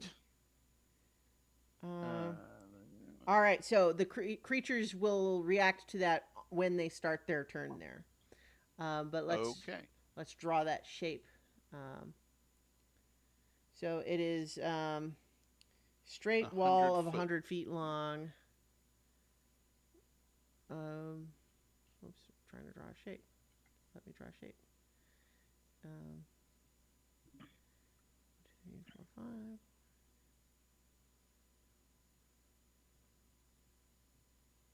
I think that's about right. And then 5 feet thick, and then you're putting it. Oops. I'm putting it on this line right here. All right. So I get all 3 of those. Yeah, look at that. Like that? Yeah. All right, cool.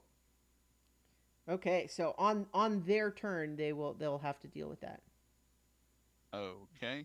Okay. And the one that's standing next to me is going to take my spiritual weapon. Okay.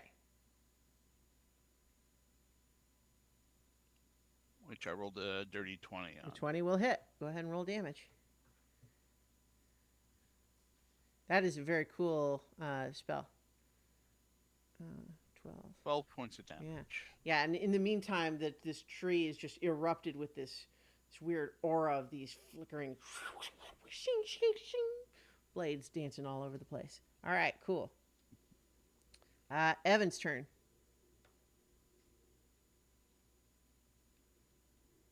Okay, Evan is going to He's kind of positioned out of the ones down there by the south. He could maybe run up and help Baldu. Yeah, that's what I was thinking. And I think he would look back, and he would see that Zaleen just got restrained, right? Yeah, so he's gonna run up here and attack this guy. All right. I will allow characters to use their action to break someone else's grapple, or to making an attempt at least. You know what I mean? Like I'll allow that, or he can attack it either way. I think he would try to break her grapple, though. That makes sense. That's why I mentioned it. Yeah. So what does he have to roll for that? He needs to make an athletics check. So that would just be like a straight strength check for him. Mm-hmm. Okay.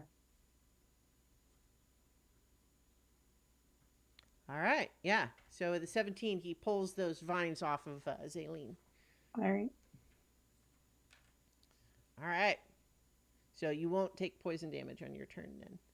Okay. All right, Carolina. I think you would. Okay. Yeah. Sorry. Go ahead. Yeah. I think that's my spot. And then, because it does go for 100 feet. Mhm. But I'm trying not. So if I do it like this, does it hit that guy in there? Is he going to take any damage? I think that you think that casting lightning bolt on something that is wrapped around someone seems like a bad idea. Okay. So then if I just. Let me think. Oh, you know what? I could go.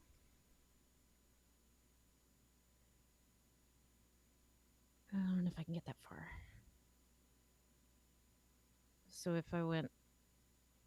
Nope, that's wrong. This one. Did like so. But I don't think I can get down to that mark. I don't think I have enough movement. I mean, the way you just drew the arrow, you could draw it the other way, right? I mean, if you went directly south on the map, right? Yeah. I mean, I think if I got like to here. well, I mean, Yeah. you have more movement than that. I was unclear why you were drawing the map from the other direction. Well, that just because I didn't want to move my token Okay. yet, but Mm. so yeah, I think I'm gonna have to angle it down even further. Mm. So I think that will hit all three of these guys, right? Yep. All right, so we're doing that then. Okay, so Boom! first the two assassin vines, just because I have their stats up. 19 and a 3. So one of them like manages to loop and make it like a gap in the vines, I guess, for the lightning. It squishes itself out of the way for that first one, but the second one definitely takes it. And then the Arctic Elder gets 14. Nice. 26. Again, it's blue. Why is it blue? I don't know. It is a good question. I'm not sure. It's doing some complicated calculation, I guess. Yeah. All right, so 26 from the Arctic Elder and the Assassin Vine in the back. And then 13 from the other one. All right. Not as dramatic as the others, but you're certainly doing damage to these creatures that hadn't taken much yet. But I think also as you were flying around up there, you're just recognizing like, well, never mind. I don't know what else you would have seen there. Never mind. So that's Carolina. Nedry. So can Nedry perceive this guy up here who's trapped?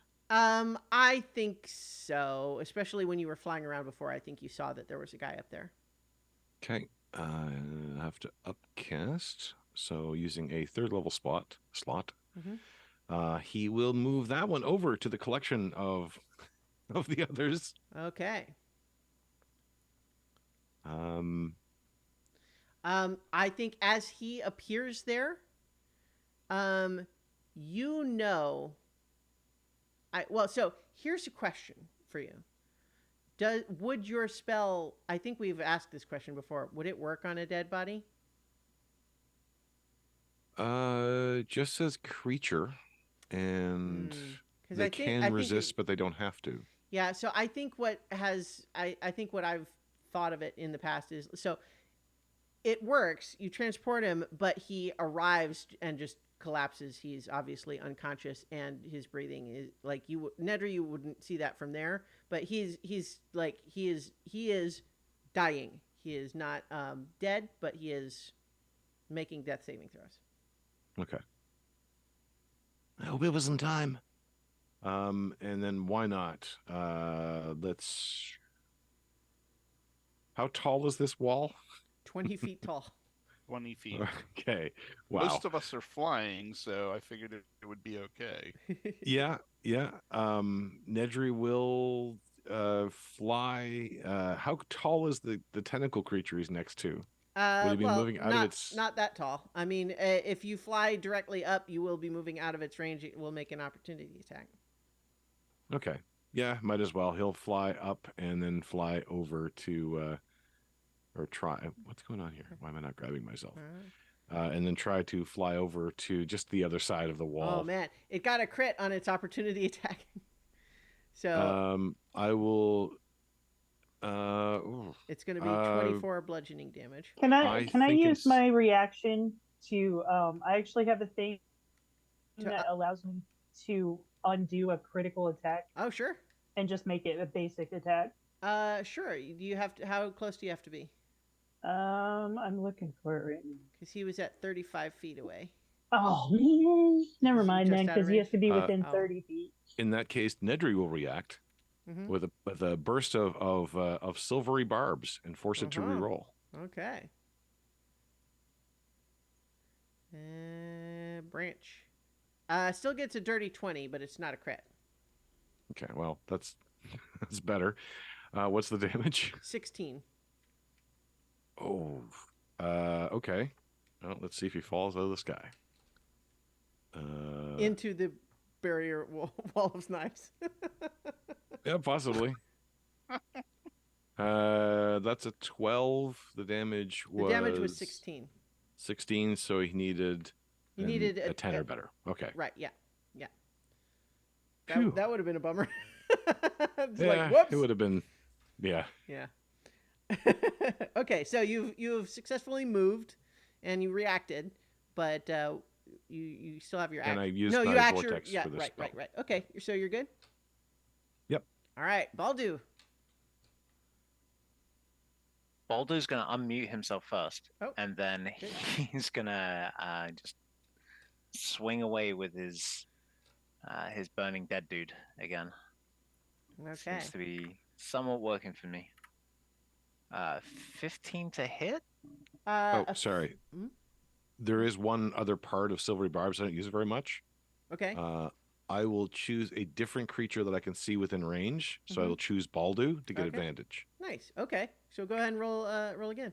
17 to hit. Well, lucky you, because a 15 would not have hit, but a 17 does. Yay! Yeah. Yay! So that's 2 bludgeoning and I'm guessing 4 fire damage. Yeah.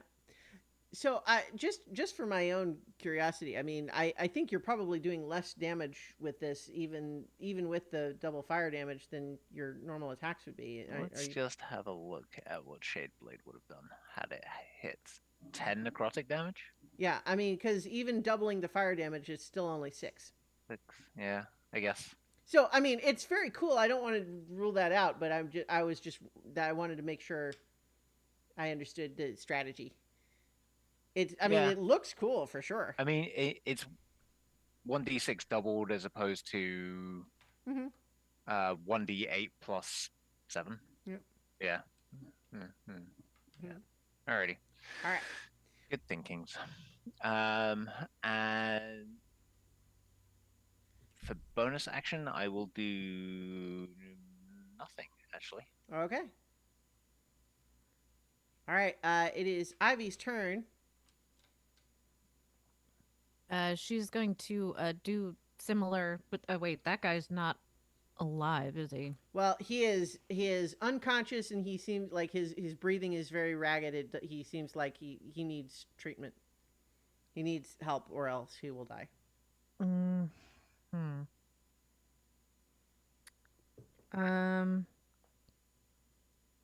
I don't suppose she can use survival for that, can she? No. Well, yeah. So what would if she because she doesn't have any like pluses in it? Can she still do a basic medicine check to like? I mean, I think usually you're supposed to have a healer's kit to stabilize someone. Okay. Well, I mean, I will let her roll medicine, but she needs a 15 or better to stabilize him. Okay, and what is that based on? Hold Wisdom. on. Wisdom, yeah. So she has a +1.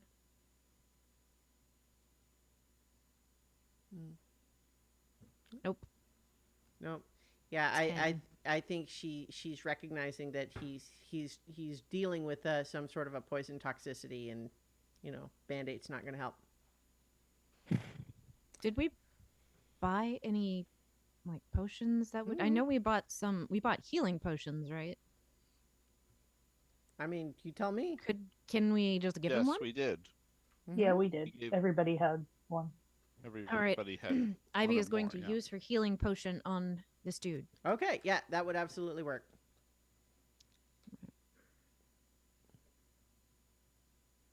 All right, so yeah, he can roll if it's a regular one is 2d4 plus 2.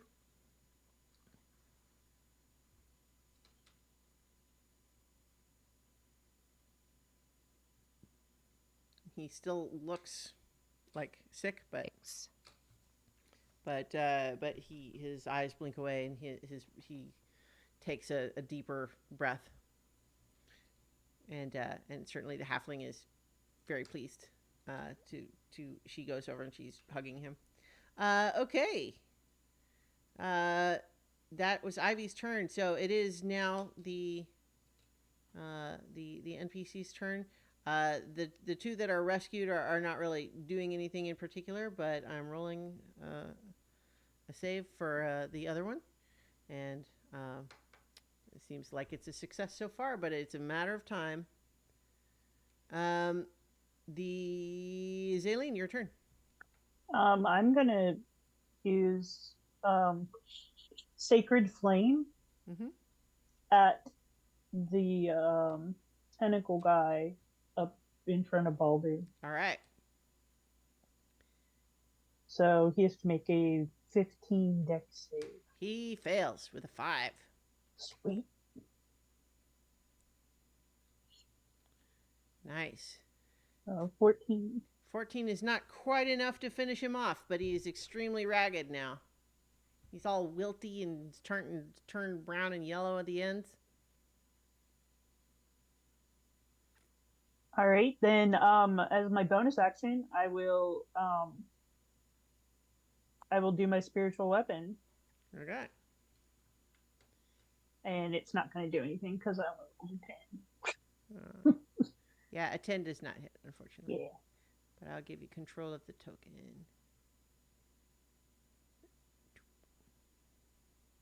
All right. That is your turn. So it is the tentacle thing's turn, and let's start with the ones down there suddenly surrounded by whirling magic blades. They make dex saves. So from left to right, 14, 19, 20. So what was the DC they needed, Sinhorn? 15. Okay, so the first one fails, the other two succeed. So the successful ones take half damage, but go ahead and roll 6d10. All right. 34 points of damage. Nice. So this one that takes full damage that's right there by you. These three hadn't really taken much damage yet, so that one takes a lot. Takes that 34. The other two are going to take 17.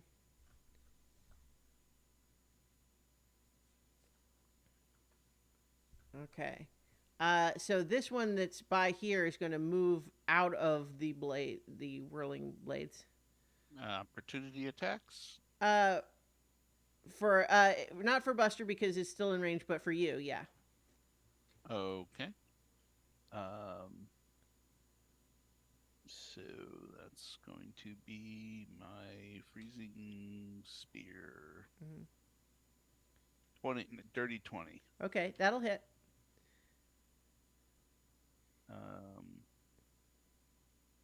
And that's 1d6 plus 3. Yep. 9 points of damage. All right. And then in the meantime, it makes 2 more branch attacks against Buster. The 19 hits for 7 bludgeoning, and then the other one's a 10, and so that'll miss. Okay, well, he took an attack. Wait, so it looks like you should have had your divine strike damage on there, so it should be 16, not 9, right?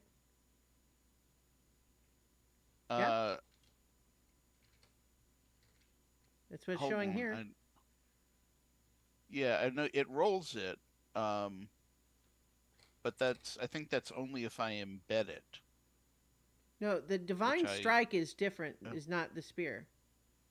Oh, okay. Divine strike is Then your. yeah. Okay. Yes. Then that would have. Okay. Okay.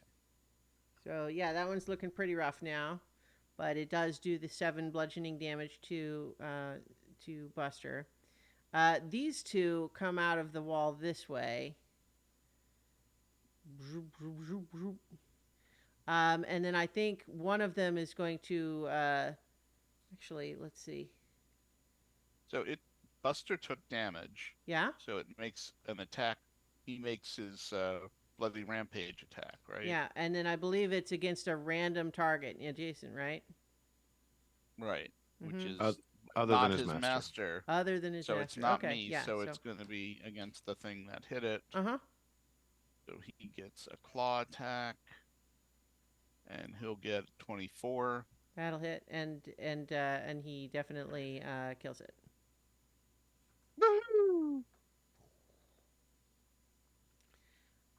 But in the meantime, this one is going to attack Nedry. Gets a 22 to hit, and then a 21 to hit. That is, yeah, I've got no reactions left, so they hit. All right. So that's going to so- be 25 total damage for the 2 attacks. Okay.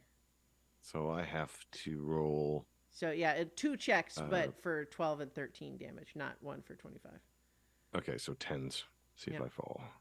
Not the first one, not the second one. Okay, good. But then the other one is shooting radiant pellets at you. The first one gets a 12 to hit, and then a 9 to hit. So I think those Both sail miss. by. Yeah. Yeah. All right. Baldu, the one that's up there by you. Does it get his tongue thing back? Nope. All right. So it is also trying to just smack you with its branches. Alrighty. 22 to hit That hits. for 11 bludgeoning, and then the 11 to hit, which probably doesn't hit. 11 does not hit. Okay. All right. So, quick check-in. Certainly, you guys are, you've made good progress on this encounter, but we are at 10:13. Does anyone need us to go ahead and call it for tonight, and we can resume this encounter next time, or? Yeah, I should probably get to sleep. Okay. Well, so let's